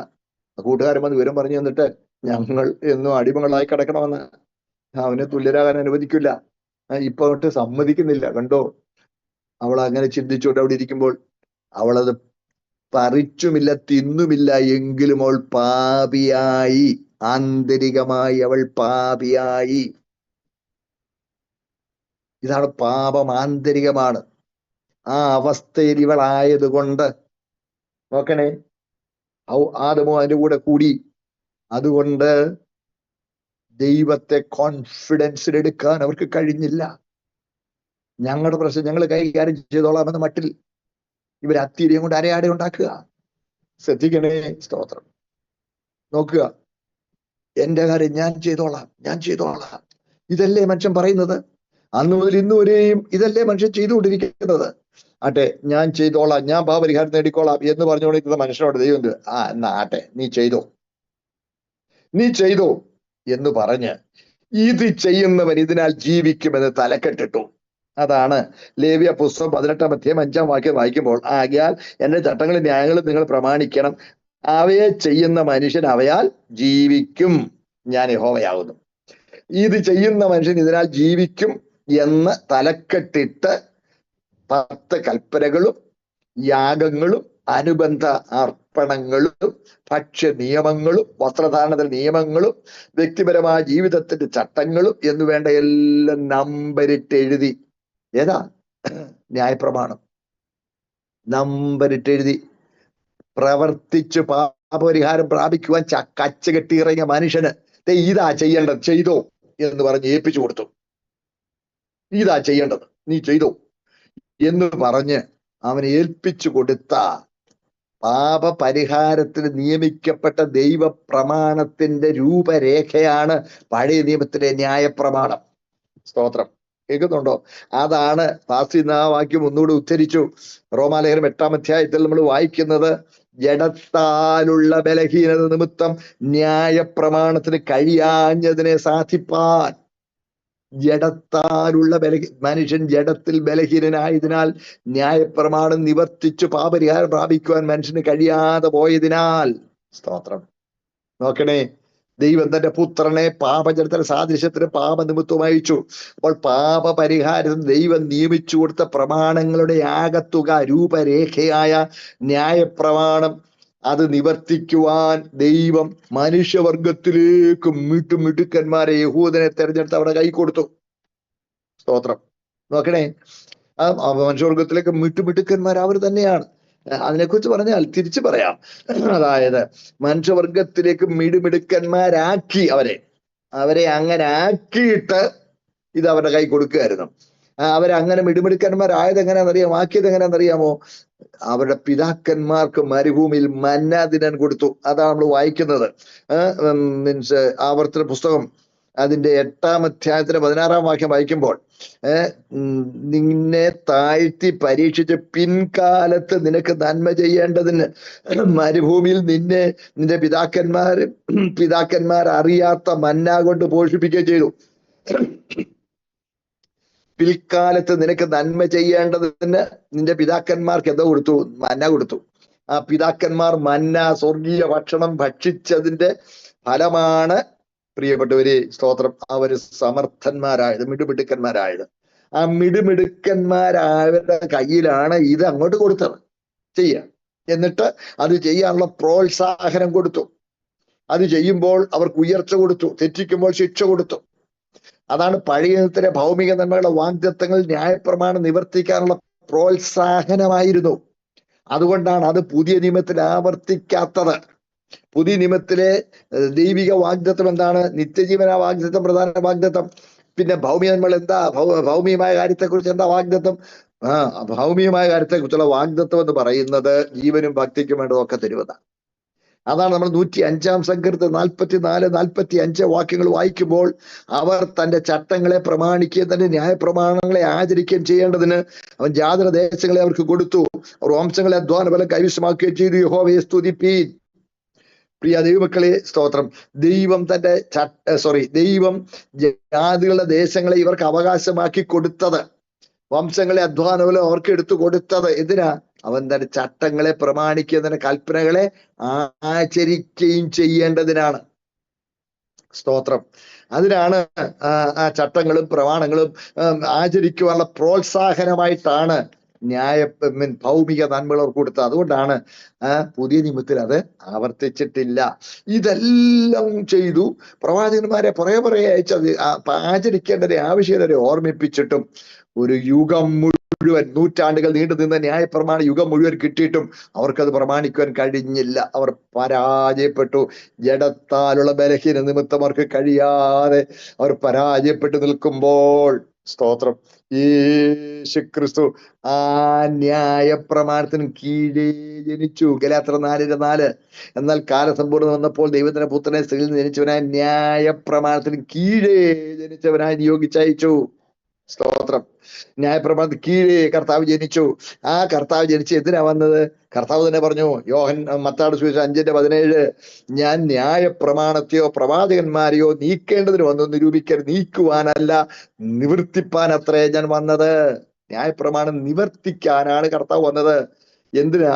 ഒരു പ്രമാണം കൊടുത്താൽ ദൈവത്തിന്റെ പ്രമാണമാണോ? അതിന് നീക്കമില്ല, നിവൃത്തിയേ ഉള്ളൂ. ഇത് ചെയ്യുന്ന മനുഷ്യനാൽ ജീവിക്കുമെന്നുണ്ടെങ്കിൽ പാപപരിഹാരം ഒരുവൻ പ്രാപിക്കണമെങ്കിൽ ന്യായപ്രമാണത്തിന്റെ പ്രമാണങ്ങൾ നീതി നിവർത്തിച്ചേ കഴിയൂ. സ്തോത്രം. ആ നീതി നിവർത്തിച്ചെങ്കിലേ കഴിയുള്ളൂ. അതുകൊണ്ട് ആ ദൈവനീതി നിവർത്തിക്കേണ്ടതിന് കർത്താവ് ന്യായപ്രമാണത്തിന് കീഴെ ജനിച്ചു. അതുകൊണ്ടാണ് കർത്താവ് ദൈവപുത്രൻ എന്ന പേര് സ്വീകരിച്ചത്. യേശുക്രിസ്തു ദൈവപുത്രൻ എന്നുള്ള പേര് സ്വീകരിച്ചത് ഇസ്രായേലിന് ദൈവം കൊടുത്ത ആ വിശേഷണ നാമമായിരുന്നു. പുറപ്പാട് പുസ്തകം 4-ാം വാക്യം, നീ ഫറവോനോട് യഹോവ ഇപ്രകാരം അരുളി ചെയ്യുന്നു, ഇസ്രായേൽ എന്റെ പുത്രൻ, എന്റെ ആദ്യജാതൻ തന്നെ. എനിക്ക് ശുശ്രൂഷ ചെയ്യുവാൻ എന്റെ പുത്രനെ വിട്ടയക്കണമെന്ന് ഞാൻ നിന്നോട് കൽപ്പിക്കുന്നു. അവനെ വിട്ടയപ്പാൻ സമ്മതിക്കുന്നില്ലെങ്കിൽ ഞാൻ നിന്റെ പുത്രനെ, നിന്റെ ആദ്യജാതനെ തന്നെ കൊന്നുകളയുമെന്ന് പറക. കണ്ടോ? ഇസ്രായേല് ദൈവം കൊടുത്ത പദവിയാണ്, സ്റ്റാറ്റസ് ആണ്. ദൈവത്തിന്റെ പുത്രൻ, ദൈവത്തിന്റെ ആദ്യജാതൻ. ഇസ്രായേൽ ദൈവം കൊടുത്ത പദവിയാണ് സഹോദരങ്ങളെ. സ്തോത്രം. ആ പേരിലാണ് കർത്താവ് ഇവിടെ വന്നത്. ഹല്ലേലൂയ. നിങ്ങൾ എന്നെ കേൾക്കുന്നുണ്ടെന്ന് ഞാൻ വിശ്വസിക്കട്ടെ. മനസ്സിലാവുന്നുണ്ടല്ലോ സഹോദരങ്ങളെ. പ്രിയപ്പെട്ടവരെ, കർത്താവ് ദൈവപുത്രൻ എന്ന് പറയുന്ന പേര് കർത്താവിന്റെ ഐഡന്റിറ്റി അല്ല, കർത്താവിന്റെ ശുശ്രൂഷ സംബന്ധമായുള്ള മീൻസ് ഡെസിഗ്നേഷൻ ആണ്, ഉദ്യോഗപ്പേരാണ്. അങ്ങനെ പറഞ്ഞേക്കാം അല്ലേ? കർത്താവിന്റെ ശുശ്രൂഷ സംബന്ധമായ സ്ഥാനപ്പേരാണ് ദൈവപുത്രൻ എന്നുള്ളത്. അത് ഇസ്രായേലിന് ദൈവം കൊടുത്തതാണ്. ഇസ്രായേൽ അപ്പൊ അത് കൊടുത്ത എപ്പോഴാ? പ്രമാണം പാലിക്കാനുള്ള ചുമതല ഏൽപ്പിച്ചു കൊടുത്തേച്ചാണ് ഈ പദവി കൊടുത്തത്. പ്രമാണം പാലിക്കാനുള്ള ആ ചുമതല, അതെ, ആ പ്രമാണം പാലിക്കാൻ അവർക്ക് കഴിയാതെ പോയപ്പോൾ ആ പ്രമാണം പാലിക്കാൻ ഇവിടെ വന്നപ്പോൾ ആ തലക്കെട്ട്, ആ പേര് കർത്താവ് സ്വീകരിച്ചു. അതാണ് ദൈവപുത്രൻ എന്നുള്ള പേരിന്റെ പൊരുൾ. സ്തോത്രം. പ്രിയപ്പെട്ടവരെ, അതുകൊണ്ടാണ് പ്രിയപ്പെട്ടവരെ കർത്താവ് ദൈവപുത്രൻ എന്ന പേര് സ്വീകരിച്ചതും. മാത്രമല്ല, പുത്രൻ ആയിരിക്കുമ്പോൾ തന്നെ ഉണ്ടല്ലോ, ഈ യെശയ്യാവിന്റെ പ്രവചനത്തിൽ 9-ാം അധ്യായത്തിൽ ഒരു വാക്യം വായിക്കുമ്പോൾ നിങ്ങൾക്ക് എന്ത് തോന്നുന്നു? നമുക്കൊരു ശിശു ജനിച്ചിരിക്കുന്നു, നമുക്കൊരു മകൻ നൽകപ്പെട്ടിരിക്കുന്നു, ആധിപത്യം അവന്റെ തോളിലിരിക്കും, അവന് അത്ഭുത മന്ത്രി, വീരനാം ദൈവം, നിത്യപിതാവ്, സമാധാന പ്രഭു എന്ന് പേർ വിളിക്കുക. ഞാൻ പറഞ്ഞത് യെശയ്യാവിന്റെ പേര് 9-ാം അധ്യായത്തിൽ നിന്നാണ് കേട്ടോ. 9-ാം അധ്യായത്തിന് 6-ാം വാക്യം. നമുക്കൊരു ശിശു ജനിച്ചിരിക്കുന്നു, നമുക്കൊരു മകൻ നൽകപ്പെട്ടിരിക്കുന്നു. പക്ഷെ അവന്റെ പേര് അത്ഭുത മന്ത്രി, വീരനാം ദൈവം, അടുത്തെന്താ? നിത്യപിതാവ്. ശിശുവിന്റെ പേരെന്താ? പിതാവ്. നോക്കണേ, അവൻ ശിശുവാണ്, പക്ഷെ ആരുമാ? പിതാവാ. ഞാനും പിതാവ് ഒന്നാകുന്നു, എന്നെ കണ്ടവർ പിതാവിനെ കണ്ടിരിക്കുന്നു. സ്തോത്രം. പിതാവിനോട് സമനായവൻ, ദൈവത്തോടുള്ള സമത്വം മുറുകെ പിടിച്ചുകൊള്ളണമെന്ന് വിചാരിക്കാതെ തന്നെത്താൻ ഒഴിച്ചു, തന്നെത്താൻ താഴ്ത്തി, മനുഷ്യനായി ലോകത്തിൽ വന്നു. ന്യായപ്രമാണം നിവർത്തിക്കാൻ വന്നതുകൊണ്ട് ആ ശുശ്രൂഷ സംബന്ധമായ ഉദ്യോഗ പേരായി സ്തോത്രം ദൈവപുത്രൻ എന്ന പേര് സ്വീകരിച്ചു. മാത്രമല്ല, സ്തോത്രം, പ്രിയപ്പെട്ട സകലത്തിനും മാതൃ കാണിക്കാനല്ലേ കർത്താവ് വന്നത്. നമുക്ക് ദൈവത്തോടുകൂടി ഉണ്ടായിരിക്കേണ്ടത് യജമാനൻ ദാസൻ എന്ന ബന്ധമല്ല, അപ്പൻ മക്കൾ എന്ന ബന്ധമായിരിക്കണം. അതിനും കൂടെയാണ് കർത്താവ് നമുക്ക് മാതൃ കാണിക്കാൻ വന്നതുകൊണ്ടാണ് ദൈവപുത്രൻ എന്ന പേര് സ്വീകരിച്ചത്. ഒരു തെളിവ് കൂടെ പറയാം കേട്ടോ. ഇസ്രായേലിന് ദൈവം കൊടുത്ത വേറൊരു സ്റ്റാറ്റസ് ഉണ്ട്, വേറൊരു പേരുണ്ട്, വേറൊരു പദവിയുണ്ട്. അത് ദൈവത്തിന്റെ മുന്തിരി. നോക്കണേ, യെശയ്യാവിന്റെ പ്രവചനത്തിൽ തന്നെ 5-ാം അധ്യായം എടുത്താൽ, യെശയ്യാവിന്റെ ഒരു 5-ാം അധ്യായത്തിൽ നമ്മൾ വായിക്കുന്നുണ്ട്, ഹല്ലേലൂയ, ഞാൻ മിസ്രയീമിൽ ഒരു മുന്തിരി കൊണ്ടുവന്നു, ജാതികളെ നീക്കം ഞാൻ നട്ടു. നോക്കണേ, താഴോട്ട് വായിക്കുമ്പോൾ 80-ാം സങ്കീർത്തനത്തിലെ വാക്യം ഞാൻ പറഞ്ഞത്. സ്തോത്രം. അതിന്റെ യെശയ്യാവിന്റെ പ്രവചനം 5-ാം അധ്യായം 7-ാം വാക്യം, സൈന്യങ്ങളുടെ യഹോവയുടെ മുന്തിരിത്തോട്ടം ഇസ്രായേൽ ഗൃഹവും അവന്റെ മനോഹരമായ നടുതല യഹൂദാ പുരുഷന്മാരുമാകുന്നു. കേട്ടോ, സ്തോത്രം. ഇസ്രായേലിന് ദൈവം കൊടുത്ത പേരാണ് ദൈവത്തിന്റെ മുന്തിരി. അതാണ് 80-ാം സങ്കീർത്തനം വായിക്കുമ്പോൾ അവിടെ ഇത് തന്നെ കാണാൻ കഴിയുന്നു. സ്തോത്രം. അവിടെ മിസ്രയീമിൽ നിന്നൊരു മുന്തിരി, അതിന്റെ 8-ാം വാക്യം, നീ മിസ്രയീമിൽ നിന്നൊരു മുന്തിരി കൊണ്ടുവന്നു, ജാതികളെ തീക്കളഞ്ഞെ നട്ടു. കണ്ടോ കണ്ടോ കണ്ടോ. താഴ്ത്തു വായിക്കുമ്പോൾ, സ്തോത്രം, നീ നിനക്കായി വളർത്തിയ തയ്യെ പാലിക്കണമേ. ഇസ്രായേലിന് ദൈവം കൊടുത്ത പദവിയാണ് ദൈവത്തിന്റെ മുന്തിരി. മുന്തിരിങ്ങ കായ്ക്കുമെന്ന് കാത്തിരുന്നു, കായ്ച്ചതോ കാട്ടുമുന്തിരിങ്ങ. അവരെ കുറിച്ച് പ്രതീക്ഷിച്ച പ്രതീക്ഷയിൽ നിന്ന് അവർ പരാജയപ്പെട്ടു പോയി, അവർക്ക് നിവർത്തിക്കാൻ കഴിഞ്ഞില്ല. അതുകൊണ്ട് കർത്താവ് അത് നിവർത്തിക്കാനിവിടെ വന്നപ്പോൾ പറയുക, ഞാൻ സാക്ഷാൽ മുന്തിരിവള്ളി, എന്റെ പിതാവ് തോട്ടക്കാരൻ. ഇസ്രായേലിന് കൊടുത്ത മറ്റേ ടൈറ്റിൽ കർത്താവ് സ്വീകരിക്കുക, ഞാൻ സാക്ഷാൽ മുന്തിരിവള്ളി. പ്രിയ ദൈവമക്കളെ, ശ്രദ്ധിക്കണേ. അപ്പോൾ ന്യായപ്രമാണം നിവർത്തിക്കാനാ കർത്താവ് വന്നത്. അത് ദൈവം ഒരു പാപപരിഹാരത്തിന്റെ ഒരു പ്രമാണം കൊടുത്താൽ അത് നിവർത്തിക്കാതെ പാപപരിഹാരമില്ല. നമ്മുടെ നീതീകരണത്തിന്റെ വിഷയമാണ് നമ്മുടെ വിഷയം, മറക്കല്ല് കേട്ടോ. സ്തോത്രം. കർത്താവ് ന്യായപ്രമാണത്തിന് കീഴേ ജനിച്ചു. സമയം ചുരുക്കമാണ്, ഞാൻ വിശദീകരിക്കുന്നില്ല, എങ്കിലും സൂചന മാത്രം പറഞ്ഞു പോകാം. ഒരു 2 മണിക്കൂർ 2-2.5 മണിക്കൂർ കൊണ്ട് പറയേണ്ട കാര്യം ഞാൻ 2-3-4 മിനിറ്റ് കൊണ്ട് പറയാൻ ശ്രമിച്ചോട്ടെ. കർത്താവ് ന്യായപ്രമാണത്തിന് കീഴേ ജനിച്ചു, ആവശ്യമുണ്ടായിട്ടല്ല, നമുക്ക് വേണ്ടി ന്യായപ്രമാണത്തിന് കീഴേ ഞെരുങ്ങി പ്രമാണം പാലിക്കാൻ കഴിയാതെ പരാജയപ്പെട്ട് വിഷണ്ണരായി ദൈവനീതിയുടെ മുമ്പാകെ പരാജയപ്പെട്ട് ഇരിക്കുന്ന മനുഷ്യനെ വിടുവിക്കാൻ ആ ചുമടിന് കീഴേ കർത്താവ് വരികയായിരുന്നു. സ്തോത്രം. അതുകൊണ്ട് 8-ാം നാളിൽ പരിച്ഛേദനയ്ക്ക് വിധേയപ്പെട്ടു. 8-ാം നാളിൽ പരിച്ഛേദനയ്ക്ക് വിധേയപ്പെട്ടു. സ്തോത്രം. 12-ാമത്തെ വയസ്സിൽ, അത് ന്യായപ്രമാണ പ്രകാരമാണ്, 12-ാമത്തെ വയസ്സിൽ യഹൂദന്മാരുടെ ഒരു ചടങ്ങുണ്ടായിരുന്നു, ബർ മിത്സുവ എന്നൊരു ചടങ്ങ്. ബർ മിത്സുവ എന്ന് പറഞ്ഞാൽ പ്രമാണത്തിന്റെ പുത്രൻ എന്നാണ് അതിന്റെ അർത്ഥം. ഒരു ഇസ്രായേലിലെ ബാലൻ 12 വയസ്സ് പ്രായമാകുമ്പോൾ യെരുശലേമിലെ ദൈവാലയത്തിലോ അതാത് സ്ഥലത്ത് സിനഗോഗിൽ മൂപ്പന്മാരുടെ മുമ്പിലോ ചെന്ന് തന്നെ കാണിക്കണം. he should appear before the elders of the high priest. അപ്പോൾ അവര് ഏത് ഗോത്രത്തിൽ നിന്നാണെന്നുള്ള വിവരങ്ങളെല്ലാം ചോദിച്ച ശേഷം ന്യായപ്രമാണ സംബന്ധമായ ചോദ്യങ്ങൾ ചോദിക്കും. ന്യായപ്രമാണ സംബന്ധമായ ചോദ്യങ്ങൾ ചോദിക്കുമ്പോൾ തൃപ്തികരമായി ഉത്തരം കൊടുത്താൽ അവനൊരു പദവി കൊടുക്കും, പ്രമാണത്തിന്റെ പുത്രൻ, ചൈൽഡ് ഓഫ് ദ കവനന്റ്, ബർ മിത്സ്വ, പ്രമാണത്തിന്റെ പുത്രൻ എന്നൊരു പദവി കൊടുക്കും. ആ പദവി കിട്ടിക്കഴിഞ്ഞാൽ, നോക്കണേ, പ്രമാണത്തിന്റെ പുത്രൻ എന്ന പദവി കിട്ടിക്കഴിഞ്ഞാൽ മാത്രമേ അബ്രഹാമിന് ദൈവം കൊടുത്ത വാഗ്ദത്തങ്ങൾക്ക് അവൻ ഓഹരിക്കാരൻ എന്ന് അംഗീകരിക്കുകയുള്ളൂ. ഈ പദവി കിട്ടിക്കഴിഞ്ഞാൽ മാത്രമേ ന്യായപ്രമാണം പരസ്യമായി വായിക്കുവാൻ അവൻ അനുവാദമുള്ളൂ. നോക്കണേ, സ്തോത്രം. ആ പദവി അങ്ങോട്ട് നിയമിച്ചു കൊടുത്തു കഴിയുമ്പോൾ അടുത്ത് പിന്നെ അവരുടെ ചോദ്യം ചോദിക്കും, ഇതിന്റെ ആചരണ സംബന്ധമായി നിനക്ക് എന്തെങ്കിലും വിശദീകരണം ആവശ്യമുണ്ടെങ്കിൽ ചോദിക്കെന്ന് പറയും. ചോദിക്കാം, എന്തെങ്കിലും സംശയം ഉണ്ടെങ്കിൽ ചോദിക്കാം. കർത്താവ് അങ്ങോട്ട് ചില ചോദ്യങ്ങൾ ചോദിക്കാൻ തുടങ്ങി. 12-ാമത്തെ വയസ്സിൽ കേട്ടോ ചോദിച്ചപ്പോൾ അവർക്കതിന് ഉത്തരമില്ല. കർത്താവ് അതിന്റെ ഉത്തരം ഇതല്ലേ, ഇതിന്റെ ഉത്തരം അതല്ലേ, അങ്ങനെ ചോദിക്കാൻ തുടങ്ങി. ചോദിച്ചപ്പോൾ അതെ, അവന്റെ ജ്ഞാനവും അവന്റെ ഉൾക്കാഴ്ചയും കൊണ്ട് അവൻ അമ്പരന്നു. അതൊരു നീണ്ട ചർച്ചയായി. 3 ദിവസം ആ ചർച്ച നീണ്ടു. കസേര കൊണ്ടുവന്ന് മൂപ്പന്മാരെ നടുക്കിട്ട് ഈ 12 വയസ്സുകാരനെ പിടിച്ച് അതേലിരുത്തി ആ ചർച്ച നീണ്ടു. 3 ദിവസം നീണ്ടു. ഒരു വ്യക്തിക്ക് പ്രമാണത്തിന് പുത്ര പദവിക്ക് യോഗ്യത ഉണ്ടെങ്കിൽ എന്റെ കർത്താവിനാണ് അതിന് യോഗ്യത. സ്തോത്രം. പിന്നെയും നോക്കണേ, 12 വയസ്സ് മുതൽ 30 വയസ്സ് വരെ എവിടെ ആയിരുന്നു? 12 വയസ്സ് മുതൽ 30 വയസ്സ് വരെയുള്ള കാലം ലൂക്കോസ് പറഞ്ഞിട്ടുണ്ട്, നസ്രത്തിൽ വന്ന് അമ്മയപ്പന്മാർക്ക് കീഴടങ്ങിയിരുന്നു. അന്ന് എങ്ങനെയായിരുന്നു അതിനെക്കുറിച്ചും തിരുവെഴുത്തിൽ പ്രത്യേകം പറഞ്ഞിട്ടുണ്ട്. പ്രമാണമുണ്ടായിരുന്നു, അതും പ്രമാണപ്രകാരം തന്നെയായിരുന്നു. പ്രിയ ദൈവമക്കളെ, സ്തോത്രം. ഒരു ന്യായപ്രമാണത്തിൽ ഇങ്ങനെയുണ്ട്, നമ്മൾ വായിക്കുമ്പോൾ, സ്തോത്രം, ആവർത്തന പുസ്തകത്തിൽ തന്നെ നമുക്ക് അത് കാണാനായിട്ട് കഴിയുന്നുണ്ട്. അതിന്റെ 21-ാമത്തെ ആവർത്തന പുസ്തകം 21-ാമത്തെ അധ്യായം അതിന്റെ 18 മുതൽ വായിക്കുമ്പോൾ, അപ്പന്റെയോ അമ്മയുടെയോ വാക്ക് കേൾക്കാതെ അവർ ശാസിച്ചാലും അനുസരിക്കാതെ ഇരിക്കുന്ന ഷഠനും മത്സരിയുമായ മകൻ ഒരുത്തനുണ്ടെങ്കിൽ അമ്മയപ്പന്മാർ അവനെ പിടിച്ച് പട്ടണത്തിലെ മൂപ്പന്മാരുടെ അടുക്കൽ പട്ടണവാതിക്കലേക്ക് കൊണ്ടുപോയി, ഞങ്ങളുടെ ഈ മകൻ ഷഠനും മത്സരിയും ഞങ്ങളുടെ വാക്ക് കേൾക്കാത്തവനും തിന്നിയും കുടിയനുമാകുന്നു എന്ന് പട്ടണത്തിലെ മൂപ്പന്മാരോട് പറയണം. പിന്നെ അവന്റെ പട്ടണക്കാർ എല്ലാവരും അവനെ കല്ലെറിഞ്ഞു കൊല്ലേണം.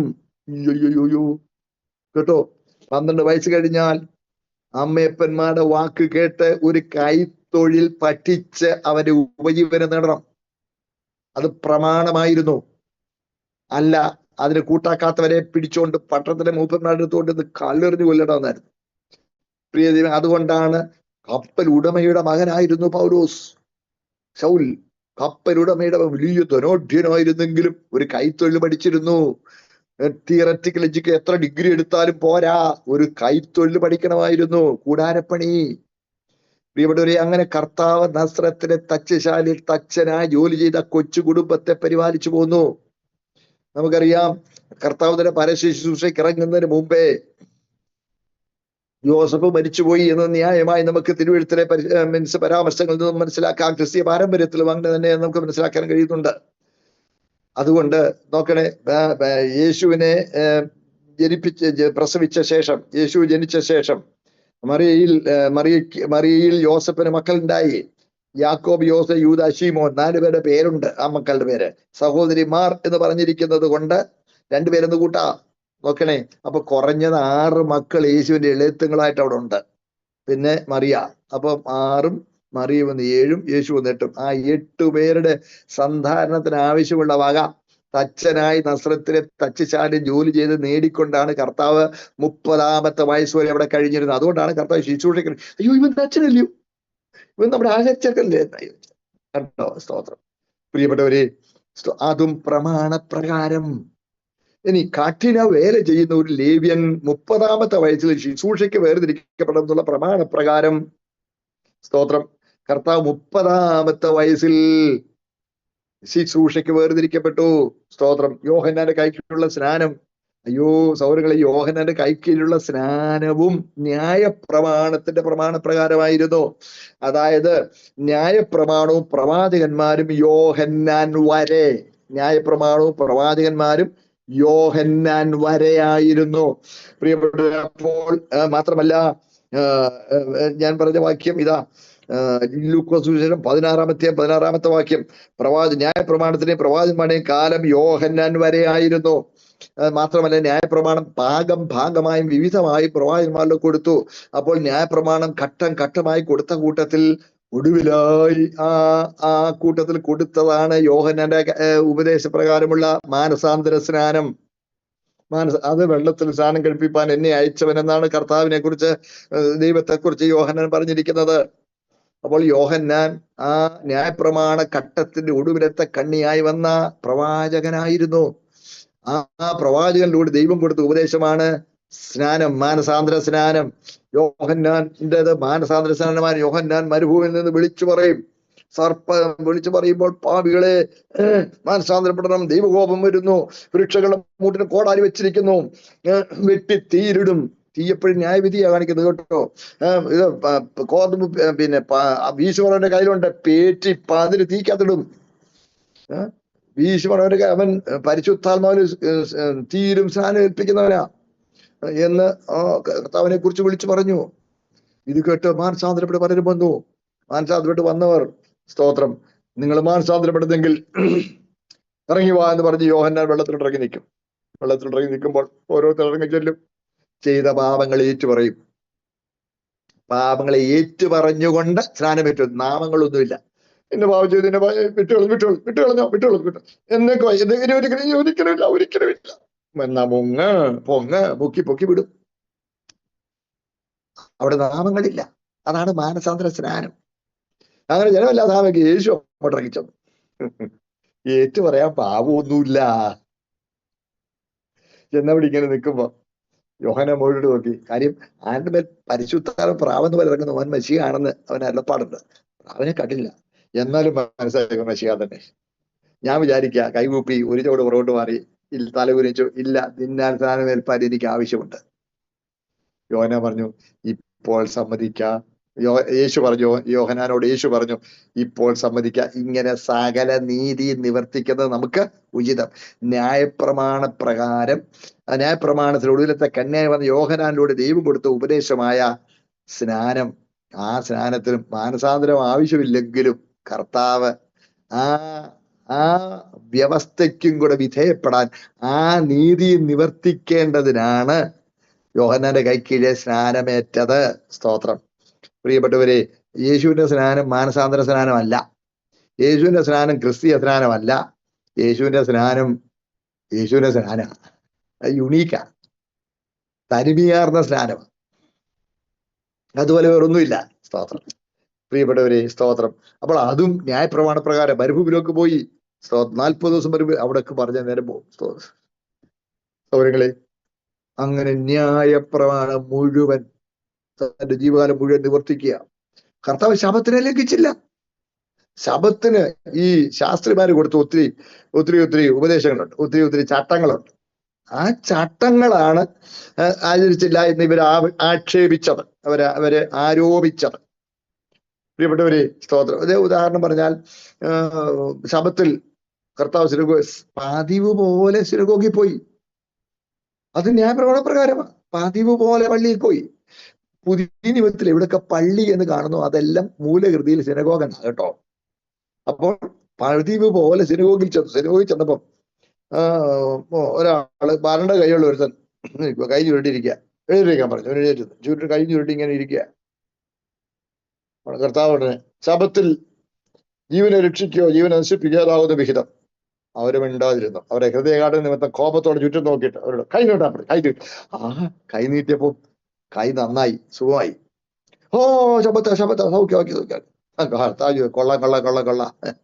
പിന്നെ നിന്റെ കഴുതിയോ കാളയോ കുഴി വീണാൽ ശബത്താന്ന് പറഞ്ഞ് ഈ പെടലി വളഞ്ഞായിരിക്കുന്നത്, തല താഴോട്ടായി ഉടനെ മേളില. അയ്യോ ശബത്തല്ലേ, എന്നാ ചെയ്യും, നേരം വെളുക്കട്ടെ എന്ന് പറഞ്ഞിരിക്കുമോ? വല്ല വിധനും വലിച്ച് കരക്കേറ്റിയില്ലേ? അങ്ങനെയെങ്കിൽ സ്തോത്രം. മറ്റൊരു സന്ദർഭത്തിൽ കർത്താവ് പറഞ്ഞു, 18 സംവത്സരമായി സാത്താനെ ബന്ധിച്ചിരുന്ന ഈ അബ്രഹാമിനെ നമ്മളെ ബന്ധനം അഴിച്ചു വിടേണ്ടതല്ലയോ? അപ്പോൾ ന്യായപ്രമാണത്തിൽ ഇവര് കൊടുത്ത വ്യാഖ്യാനങ്ങളെ കർത്താവ് ലംഘിച്ചുള്ളൂ. അല്ല, കർത്താവ് ന്യായപ്രമാണം ലംഘിച്ചില്ല കേട്ടോ. സ്തോത്രം. പ്രിയ ദൈവമക്കളെ, സ്തോത്രം.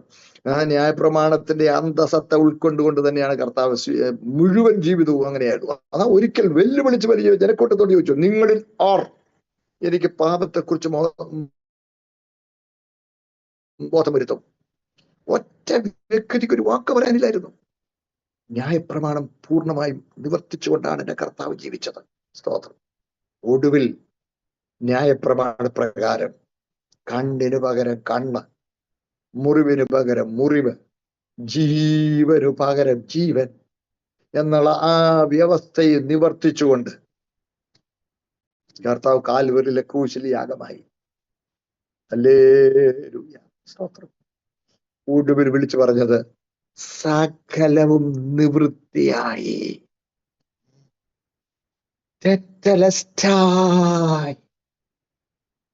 സകലവും നിവൃത്തിയായി. ന്യായപ്രമാണം പൂർണ്ണമായി നിവർത്തിച്ചു, പൂർണ്ണമായും. അതിന്റെ മുഴുവൻ സ്തോത്രം വ്യവസ്ഥകളും എന്റെ കർത്താവ് തന്റെ ജീവിതം കൊണ്ടും തന്റെ യാഗമരണം കൊണ്ടും പൂർണ്ണമായി നിവർത്തിച്ചു. കർത്താവിന് നോക്കണേ, ന്യായപ്രമാണം നിവർത്തിക്കാൻ ആവശ്യമില്ല. സ്തോത്രം. അതുകൊണ്ട് മരണത്തിന് അവനെ പിടിച്ചു വെക്കുക അസാധ്യമായിരുന്നു. സകല മനുഷ്യവർഗത്തിന്റെയും മുഴുവൻ പാപത്തിന്റെ കുറ്റവും കർത്താവ് തന്റെ മേൽ ഏറ്റെടുത്തെങ്കിലും അവൻ ന്യായപ്രമാണം മുഴുവൻ നിവർത്തിച്ചതിനാൽ, സ്തോത്രം, അവൻ തികഞ്ഞ നീതിയുള്ളവനാണ്. അവന്റെ തികവുള്ള നീതി, സ്തോത്രം, അവനിൽ വിശ്വസിക്കുന്ന മുഴുവൻ പേർക്കും അനുഭവിക്കുവാൻ കഴിയത്തക്കതുപോലെ കർത്താവിന്റെ നീതി തികവുള്ളതാണ്. ന്യായപ്രമാണം പൂർണ്ണമായും അതിന്റെ മുഴുവൻ തികവിലുമാണ് എന്റെ കർത്താവ് നിവർത്തിച്ചത്. അത് നിവർത്തിച്ച് നീങ്ങുകയായിരുന്നു, അല്ല ക്യാൻസൽ ചെയ്യുകയായിരുന്നില്ല, ഫുൾഫില് ചെയ്യുകയായിരുന്നു, നിവർത്തിച്ച് നീങ്ങുകയായിരുന്നു. ലേവ്യ പൗരോഹിത്യത്തിന് നീക്കം വന്നു, ന്യായപ്രമാണം നിവർത്തിച്ച് നീങ്ങി. ഹല്ലേലൂയ. പ്രിയ ദൈവമക്കളെ, ചിലർ പറയാം ന്യായപ്രമാണം മുഴുവൻ നിവർത്തിച്ച് നീക്കി. നോക്കണേ, പുതിയത് വന്നപ്പോ പഴയതിനെ പഴയതാക്കിയിരിക്കുന്നു. സ്തോത്രം. അത് കർത്താവ് പറഞ്ഞല്ലോ, ഇത് എന്റെ രക്തത്തിൽ പുതിയ നിയമമാകുന്നു, പുതിയ നിയമമാകുന്നു. പഴയത് നീങ്ങിപ്പോയി. അതാണ് 1 കൊരിന്ത്യർ 3-ാം അധ്യായത്തിൽ പറഞ്ഞത്, നമ്മൾ ആദ്യം പരാമർശിച്ചല്ലോ. സ്തോത്രം. പുതിയൊരു നിയമം, പുതിയൊരു പ്രമാണം, പുതിയൊരു വ്യവസ്ഥ.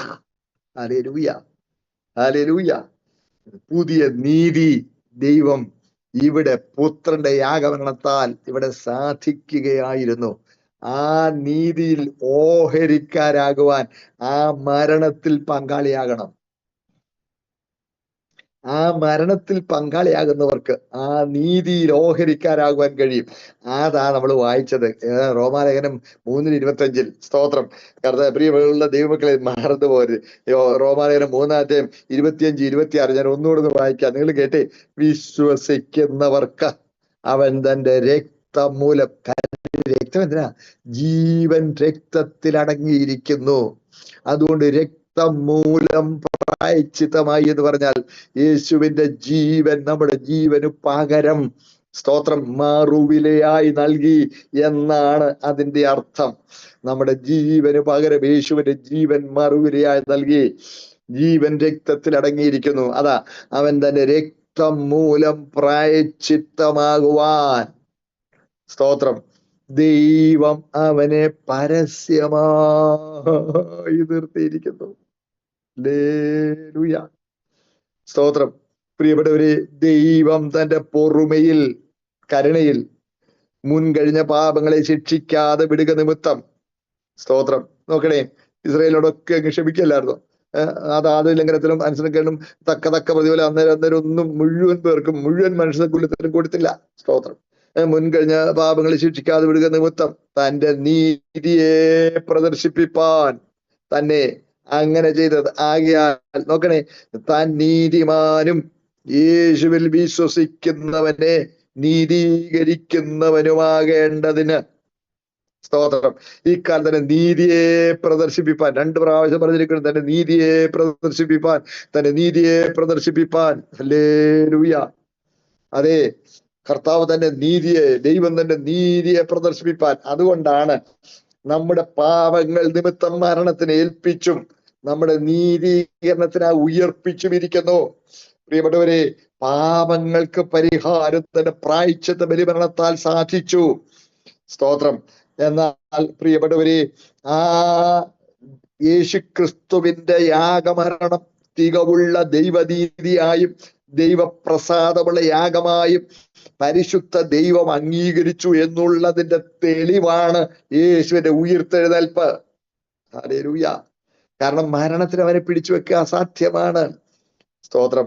പാപം ചെയ്ത ദേഹി മരിക്കുമെന്നാണ് പ്രമാണമെങ്കിൽ സകല മനുഷ്യന്റെ പാപം അവിടുന്ന് ഏറ്റെടുത്തു. എങ്കിലും അവിടുന്ന് പാപിയായില്ല. പാപത്തിന്റെ കുറ്റമായി ഏറ്റെടുത്തത്. പാപത്തിന്റെ കുറ്റം ഏറ്റെടുത്തു. അവന്റെ നീതി തികവുള്ളതായി ഇതിൽ നിൽക്കുന്നു. അവൻ ന്യായപ്രമാണത്തെ നീതിയും പൂർണ്ണമായി നിവർത്തിച്ചു. സ്തോത്രം. ആ നീതി എല്ലാവർക്കും വേണ്ടി ഇതാ തുറന്നിട്ടിരിക്കുന്നു. കർത്താവിന് അത് ചെയ്യേണ്ട ആവശ്യമില്ലായിരുന്നു, പക്ഷെ അത് കർത്താവ് അത് ചെയ്തു. എന്നിട്ട് പറഞ്ഞു, എനിക്ക് ആവശ്യമില്ലാത്ത ഒരു നീതി ഇവിടെ ഞാൻ നിവർത്തിച്ചു വെച്ചിരിക്കുന്നു. നിങ്ങൾ ആര് എന്നിൽ വിശ്വസിച്ച്, ആര് എന്റെ മരണത്തിൽ പങ്കാളിയായി, ആര് എന്നിൽ ഒരു പുതിയ സൃഷ്ടിയാകാൻ സമർപ്പിക്കുന്നു, അവർക്ക് ഈ നീതി, സ്തോത്രം, അനുഭവിക്കുവാൻ കഴിയുമെന്നാ കർത്താവ് പറയുന്നത്. ഹല്ലേലൂയ. സ്തോത്രം. അതെ, അതാണ് നീതീകരണം. നമുക്കിത് സൗജന്യമായി ലഭിക്കുന്നു, പക്ഷേ കർത്താവിന് അതിന് വലിയൊരു വില കൊടുക്കേണ്ടി വന്നു. ഇത് വിലയില്ലാത്തതല്ല. ഇംഗ്ലീഷിലൊരു പ്രയോഗം ഉണ്ടല്ലോ, വാല്യൂലെസ് എന്നൊരു അർത്ഥം. വാല്യൂലെസ് എന്ന് പറഞ്ഞാൽ 2 രീതിയിൽ അതിനെ അർത്ഥം പറയാം. ഒന്ന് വിലയില്ലാത്തതെന്നും, രണ്ടാമത് വില തീരാത്തതെന്നും. ഇത് വിലയില്ലാത്തതല്ല, ഇത് വില തീരാത്തതാണ്. സ്തോത്രം. തികവുള്ള നീതി. എല്ലാവരും എന്റെ കൂടെ തന്നെ ഉണ്ടല്ലോ സൗരങ്ങളെ. അതുകൊണ്ട് പ്രിയപ്പെട്ടവരെ, കർത്താവ് തന്റെ മുഴു ജീവനും, ചിലർ ഇങ്ങനെ പറയുന്നത് കേട്ടിട്ടുണ്ട്, ഒരു പാട്ടും ഉണ്ടല്ലോ എന്റെ ആ പാടുന്ന, ആ രക്തത്തിൽ ഒരു തുള്ളി എനിക്ക് തന്നായിരുന്നെങ്കിൽ കാൽവറിയിൽ നിന്ന് തെറിച്ച ചോരത്തുള്ളിയിൽ ഓരോ തുള്ളിക്കും ഞാൻ എന്ത് പ്രതിഫലം കൊടുക്കണം, ചിലപ്പോൾ ആ ഒരു തുള്ളി എനിക്ക് കിട്ടിയാൽ മതി. എന്റെ പൊന്നു സൗരങ്ങളെ, ഈ കർത്താവിന്റെ പരിശുദ്ധ രക്തം ദൈവ തിരുമുമ്പിൽ പ്രായശ്ചിത്തമായി ഈ ശപിക്കപ്പെട്ട ഭൂമിയിൽ കോരി ചൊരിയുകയായിരുന്നു. എന്ന് പറഞ്ഞാൽ അവന്റെ ജീവൻ നമുക്ക് പകരമായി ഇവിടെ അർപ്പിക്കപ്പെടുകയായിരുന്നു. അവന്റെ ജീവൻ നമുക്ക് പകരമായി ഇവിടെ അർപ്പിക്കപ്പെടുകയായിരുന്നു. സഹോദരങ്ങളെ, ആ മുഴുവൻ ജീവനും എന്റെ ജീവന് പകരമായി, ഓരോരുത്തർക്കും പകരമായാണ് യേശു മരിച്ചത്. അല്ലാതെ ലോകത്തിലുള്ള ഇത്രയും കോടി മനുഷ്യർക്ക് യേശുവിന്റെ രക്തത്തിന്റെ ഓരോ തുള്ളി കൊടുക്കാൻ എവിടെ ഉണ്ട് എന്നൊക്കെ, ഒരു മനുഷ്യന്റെ ശരീരത്തിൽ എത്ര ലിറ്റർ രക്തം കാണും, അത് എത്ര തുള്ളിയുണ്ട്, ആ തുള്ളിയുടെ ഒരു ഇച്ചിരിയെങ്കിലും ഓരോരുത്തർക്കും കിട്ടണമെങ്കിൽ, മട്ടുസൂതിൽ അറ്റത്തെങ്കിലും കിട്ടണമെങ്കിൽ എത്രയുണ്ട്, അത് എന്നേ കഴിഞ്ഞു പോയില്ലേ എന്നൊക്കെ പരിഹസിച്ച് പറയുന്നവരുണ്ട്. എന്റെ പൊന്നു സഹോദരങ്ങളെ, യേശുവിന്റെ മുഴു രക്തവും എനിക്ക് വേണ്ടിയായിരുന്നു. യേശുവിന്റെ മുഴു ജീവനും എനിക്ക് വേണ്ടിയായിരുന്നു.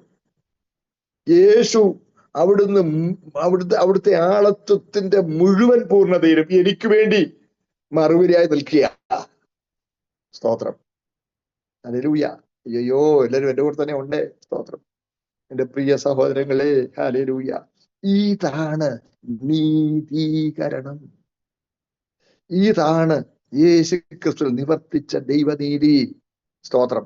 അവന്റെ ഉയിർത്തെഴുന്നേൽപ്പ് അത് തികവുള്ള നീതിയാണെന്ന് സർവശക്തനായ ദൈവം അംഗീകരിക്കുന്ന സാക്ഷ്യമായിരുന്നു. ഹല്ലേലൂയ. അവൻ ഇന്നും ഉയിർത്തെഴുന്നേറ്റ് എനിക്ക് വേണ്ടി ജീവിക്കുന്നു. ഹല്ലേലൂയ.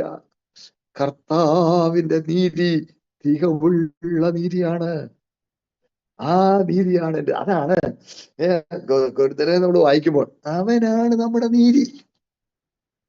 അല്ലാതെ അവനിൽ നിന്ന് നമുക്കൊരു ഇച്ചിരി നീതി കിട്ടുകയല്ല. അവൻ നമ്മുടെ നീതിയാണ്. സ്തോത്രം. അതാണല്ലോ സ്തോത്രം. നമ്മൾ തിരുവെഴുത്ത് വായിക്കുന്നുണ്ടല്ലോ.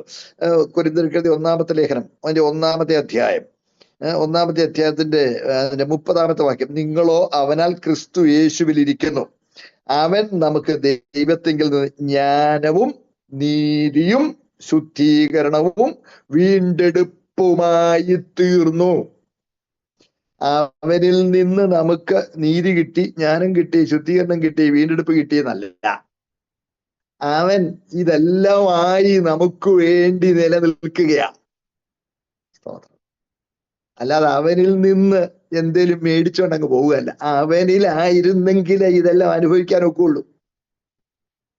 അവനിലാകണമെങ്കിൽ പഴയതിന് മരിക്കണം. അതാണ് കൊരിന്ത്യർക്ക് 15-ാം അധ്യായത്തിൽ 22-ാം വാക്യത്തിൽ, ആദാമിൽ എല്ലാവരും മരിക്കുന്നത് പോലെ ക്രിസ്തുവിൽ എല്ലാവരും ജീവിപ്പിക്കപ്പെടും. ആദാമിൽ മരണം, ക്രിസ്തുവിൽ ജീവൻ. അപ്പോൾ ആദാമിൽ മരണത്തിലിരിക്കുന്നവൻ ദൈവത്തിൽ അകന്നിരിക്കുന്നവൻ, മരണം എന്ന് പറഞ്ഞ വേർപാടാണല്ലോ. ആദാമിൽ ദൈവത്തിൽ നിന്ന് അന്യപ്പെട്ടിരിക്കുന്നവൻ ആ മരണജീവന് മരിക്കണം, പാപത്തിന് മരിക്കണം, ആ മരണജീവന് മരിക്കണം. എൻ്റെ കൂടെ ഉണ്ടേ സ്തോത്രം. പാപത്തിന് മരിക്കണം. പാപത്തിന് മരിച്ച് നീതിക്ക് ജീവിച്ച് ക്രിസ്തുവിലാകണം. ക്രിസ്തുവിലാകുമ്പോൾ നാം നീതീകരിക്കപ്പെടുകയാണ്. ഹല്ലേലൂയ. പ്രിയപ്പെട്ടവരെ, കാൽവറിൽ നോക്കിയാൽ 3 മരണം അവിടെ ഉണ്ട്. സ്തോത്രം. യേശുവിനെ തള്ളിപ്പറഞ്ഞ് പരിഹസിച്ച് വിമർശിച്ച് മരിച്ച അവൻ പാപത്തിൽ മരിച്ചു. സ്തോത്രം. യേശുവിനെ വിശ്വസിച്ച് അംഗീകരിച്ച് ഏറ്റുപറഞ്ഞവൻ പാപത്തിന് മരിച്ചു. സ്തോത്രം. യേശു പാപപരിഹാരമായി നീതി നിവർത്തിച്ചുകൊണ്ട് മരിച്ചു. സ്തോത്രം. ഹല്ലേലൂയ. അപ്പോൾ യേശുവിനെ തള്ളിപ്പറഞ്ഞവൻ പാപത്തിൽ മരിച്ചു. ആദാമിൽ നിന്നവൻ മരണജീവനിൽ നിന്നവൻ ആ മരണജീവനിൽ തന്നെ മരിച്ചു. അതാണ് മരണത്തിൽ നിന്ന് മരണത്തിലേക്കുള്ള വാസന. അതിൽ വായിച്ചിട്ടില്ലേ കൊരിന്ത്യലേഖനത്തിൽ? മരണത്തിൽ നിന്ന് മരണത്തിലേക്കുള്ള വാസന. പ്രിയപ്പെട്ടവരെ, എന്ന് പറഞ്ഞ അകലങ്ങളിൽ നിന്ന് കൂടുതൽ അകലങ്ങളിലേക്ക് വേർപെട്ടു പോയി. മരണത്തിൽ നിന്ന് മരണത്തിലേക്കുള്ള വാസന. സ്തോത്രം. മറ്റേതോ ജീവനിൽ നിന്ന് ജീവങ്കിലേക്കുള്ള വാസന. പ്രിയപ്പെട്ടവരെ, എന്ന് പറഞ്ഞാൽ ഒരു വ്യക്തി ശരീരത്തിൽ ജീവിച്ചിരിക്കുന്നിടത്തോളം കാലം ദൈവം ഒരു നിലവിളിയുടെ പരിധിക്കുള്ളിലുണ്ട്, ഒരു നിലവിളിയുടെ പരിധിയിലുണ്ട്. കർത്താവിൽ നിന്ന് എന്തോ അകലത്തിലാ? പാപി കർത്താവിൽ നിന്ന് ഒരു നിലവിളിയുടെ ശബ്ദപരിധിക്കുള്ളിലുണ്ട്. അപ്പൊ പാപി കർത്താവിൽ നിന്ന് എത്ര അകലത്തിലാ? നിലവിളിയുടെ ശബ്ദപരിധി അത്ര അകലത്തിലാ. എന്നാൽ ആ അകലത്തിൽ നിന്ന് അവൻ കർത്താവിനെ ഏറ്റുപറഞ്ഞ് നിലവിളിച്ച് പാപക്ഷമയ്ക്കായി അപേക്ഷിച്ച് ക്രിസ്തുവിലാകാൻ കൂട്ടാക്കാതെ മരിച്ചാൽ, ഫിസിക്കൽ ഡെത്തിൽ വന്നാൽ, മരണത്തിൽ എത്ര നിലവിളിച്ചാലും കേൾക്കാൻ കഴിയാത്ത ദൂരത്തിലേക്ക് പോവുക. അതാണ് മരണത്തിൽ നിന്ന് മരണത്തിലേക്കുള്ള വാസന. ഞാൻ പറഞ്ഞത് കൊരിന്ത്യർക്ക് 2-ാമത്തെ ലേഖനം 2-ാമത്തെ അധ്യായം അതിന്റെ 15-ാമത്തെ വാക്യം, രക്ഷിക്കപ്പെടുന്നവരുടെ ഇടയിലും നശിക്കുന്നവരുടെ ഇടയിലും ഞങ്ങൾ ദൈവത്തിന് ക്രിസ്തുവിന്റെ സൗരഭ്യവാസനയാകുന്നു. ഇവർക്ക് മരണത്തിൽ നിന്ന് മരണത്തിലേക്കുള്ള വാസന, അവർക്കോ ജീവനിൽ നിന്ന് ജീവങ്കിലേക്കുള്ള വാസന തന്നെ. മരണത്തിൽ നിന്ന് മരണത്തിലേക്കുള്ള വാസന, അതാണ് പാപത്തിൽ മരിക്കുന്നു. മറ്റവൻ പാപത്തിന് മരിച്ച ക്രിസ്തുവിലായി. ആദാമ്യ പ്രകൃതത്തിന് മരിച്ച് ക്രിസ്തുവിലായി. ക്രിസ്തു പാപപരിഹാരമായി ദൈവനീതി പൂർണ്ണമായി നിവർത്തിച്ചുകൊണ്ട്. ഹല്ലേലൂയ. പഴയ നിയമവും പുതിയ നിയമമുള്ള ബന്ധം നിങ്ങൾക്ക് വ്യക്തമാകുന്നു എന്ന് വിശ്വസിക്കട്ടെ. ഒത്തിരി കാര്യവുമായിട്ട് ബന്ധപ്പെട്ട് പറയാനുണ്ടെങ്കിലും ഈ പറയുന്ന വിഷയം കുറച്ചൊക്കെ ഒന്ന് പറഞ്ഞു തീർക്കണമല്ലോ. അതുകൊണ്ട് ഞാൻ നിയന്ത്രിക്കുകയാണ്, സ്വയം നിയന്ത്രിക്കുക. വിശീകരണം വേണമെന്നുണ്ടെങ്കിൽ നിങ്ങൾ ചോദിച്ചാൽ ഞാൻ കൂടുതൽ വിശീകരണം പറയാം. എന്റെ പൊന്നു സൗരങ്ങളെ, എന്റെ ഹൃദയത്തിൽ ഭയങ്കര നന്ദിയുണ്ട്. സ്തോത്രം. ഇത് ദൈവനീതിയല്ലേ? ഇത് ദൈവത്തിന്റെ ജ്ഞാനമല്ലേ? സ്തോത്രം. ദൈവത്തിന്റെ ജ്ഞാനമാ. അതാ പറയുന്നത്. ദൈവത്തിന്റെ മീൻസ് ഭോഷത്വം. അതാ പ്രസംഗത്തിന്റെ ഭോഷത്വം. ദൈവത്തിന്റെ ഭോഷത്വം മനുഷ്യനേക്കാൾ ജ്ഞാനമേറിയത്. ദൈവത്തിന്റെ ബലഹീനത മനുഷ്യന്റെ ബലത്തേക്കാൾ ബലമേറിയത്. അതേ സൗരങ്ങളെ, ഇങ്ങനെയാ നമ്മൾ നീതീകരിക്കപ്പെട്ടിരിക്കുന്നത്. തീരുള്ള നീതി നമ്മുടെ പേരിൽ കണക്കിട്ടിരിക്കുന്നു. നേരം പോയാലും ഞാൻ ദീർഘിപ്പിക്കുന്നില്ല, എന്റെ വാക്കുകൾ ഉപസംഹരിച്ചോട്ടെ. സ്തോത്രം. നാട്ടെ സൗരങ്ങളെ, നിങ്ങളെല്ലാരും ആദാമ്യ പ്രകൃതത്തിന് മരിച്ചതാന്നേ? എനിക്കറിയില്ല. എന്റെ പേര് തോമസ് അല്ലേ? അവിടെ അങ്ങ് ചോദിച്ചു പോവാ. സ്തോത്രം. പഴയതിന് മരിച്ചു നോക്കൂ. മരിച്ചു ഉയർത്തെഴുന്നേൽക്കാത്തവരാരും ദൈവസഭയിലില്ല. ക്രിസ്തുവിനെ മരണത്തോട് ഏകീഭവിക്കാത്തവരാരും ദൈവസഭയിലില്ല. ഈ സ്നാനം എന്ന് പറയുന്നത് ഒരു ചടങ്ങൊന്നുമല്ല. സ്നാനം എന്ന് പറയുന്നത് യേശുവിന്റെ മരണത്തിൽ പങ്കാളിയാകാനാണ്. യേശുവിന്റെ മരണത്തോടെ ഏകീഭവിക്കാൻ. അതാ റോമാലേഖനം 6-ാം അധ്യായത്തിൽ. അല്ല, യേശു ക്രിസ്തുവിനോട് ചേരുവാൻ സ്നാനം പറ്റുന്ന നാം എല്ലാവരും അവന്റെ മരണത്തിൽ പങ്കാളികളാകുവാൻ സ്നാനം ഇരിക്കുന്നത് അറിയുന്നില്ലയോ? അങ്ങനെ അവന്റെ മരണത്തിൽ പങ്കാളികളായിട്ടുള്ള സ്നാനത്താൽ അവനോട് കുഴിച്ചിടപ്പെട്ടു. ക്രിസ്തു മരിച്ചിട്ട് പിതാവിനെ മുങ്ങിയാൽ ജീവിച്ചെഴുന്നേറ്റതുപോലെ നാമ ജീവനെ പുതുക്കത്ത് നടക്കേണ്ടത് തന്നെ. അവന്റെ മരണത്തിന്റെ സാദൃശ്യത്തോടെ ഏകീഭവിച്ചൊരായെങ്കിലും പുനരുത്ഥാനത്തിന്റെ സാദൃശ്യത്തോടെ ഏകീഭവിക്കും. 7-ാം വാക്യം. അങ്ങനെ മരിച്ചവൻ പാപത്തിൽ നിന്ന് മോചനം പ്രാപിച്ചിരിക്കുന്നു. സ്തോത്രം. പഴയതിന് മരിച്ചെങ്കിലേ പുതിയതിന് ജീവിക്കൂ. സ്തോത്രം. നേരം പോയല്ലോ. എന്റെ വാക്ക് ഞാൻ ഉപസംഹരിച്ചോട്ടെ. സൗരങ്ങളെ, നീതീകരണം എന്ന് പറഞ്ഞാൽ മനസ്സിലായെന്ന് വിശ്വസിക്കട്ടെ. നീതിമാനായ കർത്താവിന്റെ മുഴുവൻ നീതിയും നമ്മുടെ പേരിൽ കണക്കിട്ട് വന്നിരിക്കുക. അതുകൊണ്ട് നമുക്കെന്നും രാവിലെ എഴുന്നേൽക്കുമ്പോൾ ഞാൻ ഒരു നീതിമാനാന്ന് പറയണം. സ്വന്തം നീതി അല്ല, ക്രിസ്തുവിന്റെ നീതി. ക്രിസ്തുവിൽ ഞാൻ നീതീകരിക്കപ്പെട്ടിരിക്കുന്നു. ക്രിസ്തുവിൽ ദൈവന്റെ നീതിമാനായി അംഗീകരിച്ചിരിക്കുന്നു. സ്തോത്രം.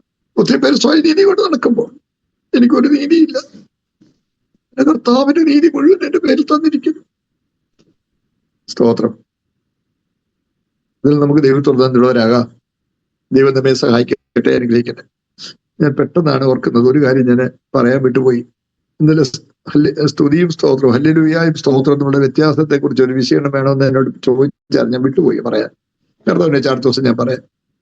എന്റെ പൊന്നു സൗരങ്ങളെ, എന്നെ കേൾക്കുന്ന സൗരങ്ങളിൽ ആരെങ്കിലും പഴയതിന് പൂർണ്ണമായും മരിക്കാത്തവരുണ്ടെങ്കിൽ, പൗലോസ് പറയുന്ന പോലെ ഞാൻ ക്രിസ്തുവിനോട് ക്രൂശിക്കപ്പെട്ടിരിക്കുന്നു. ഇനി ജീവിക്കുന്ന ഞാനല്ല, ക്രിസ്തു അത്രേ ജീവിക്കുന്നു, എന്നിൽ ജീവിക്കുന്നു. ഇപ്പോൾ ഞാൻ ജഡത്തിൽ ജീവിക്കുന്നു. എന്നെ സ്നേഹിച്ച് എനിക്ക് വേണ്ടി തന്നെത്താൻ ഏൽപ്പിച്ച ദൈവത്വങ്ങളെ വിശ്വാസത്താൽ അത്ര ജീവിക്കുന്നു. ഗലാത്യർ 2:22 ഞാൻ പറഞ്ഞത്. സ്തോത്രം. ഇനി ഞാൻ ജീവിക്കുന്നില്ല, എൻ്റെ അതൊന്നും ഒന്നില്ല. സ്തോത്രം. ജീവിച്ചാൽ കർത്താവിനായി, മരിച്ചാലും കർത്താവിനായി. അവരാണ് ക്രിസ്തുവിലായവർ. ക്രിസ്തുവിലാകുമ്പോൾ ക്രിസ്തുവിന്റെ നീതി നമ്മുടെ മേൽ കണക്കിടുക. ആ വിശ്വാസത്താൽ നീതീകരിക്കപ്പെട്ട ദൈവമക്കളെ, നമുക്ക് ദൈവത്തിൽ സന്തോഷിക്കാം, നന്ദിയുള്ളവരായിരിക്കാം. സ്തോത്രം. നീതിമാന്മാർ എന്ന നിലവാരത്തിൽ ജീവിക്കാൻ കർത്താവ് കൃപ നൽകട്ടെ. ദൈവം നമ്മെ അനുഗ്രഹിക്കട്ടെ. വന്ദനം. സ്തോത്രം.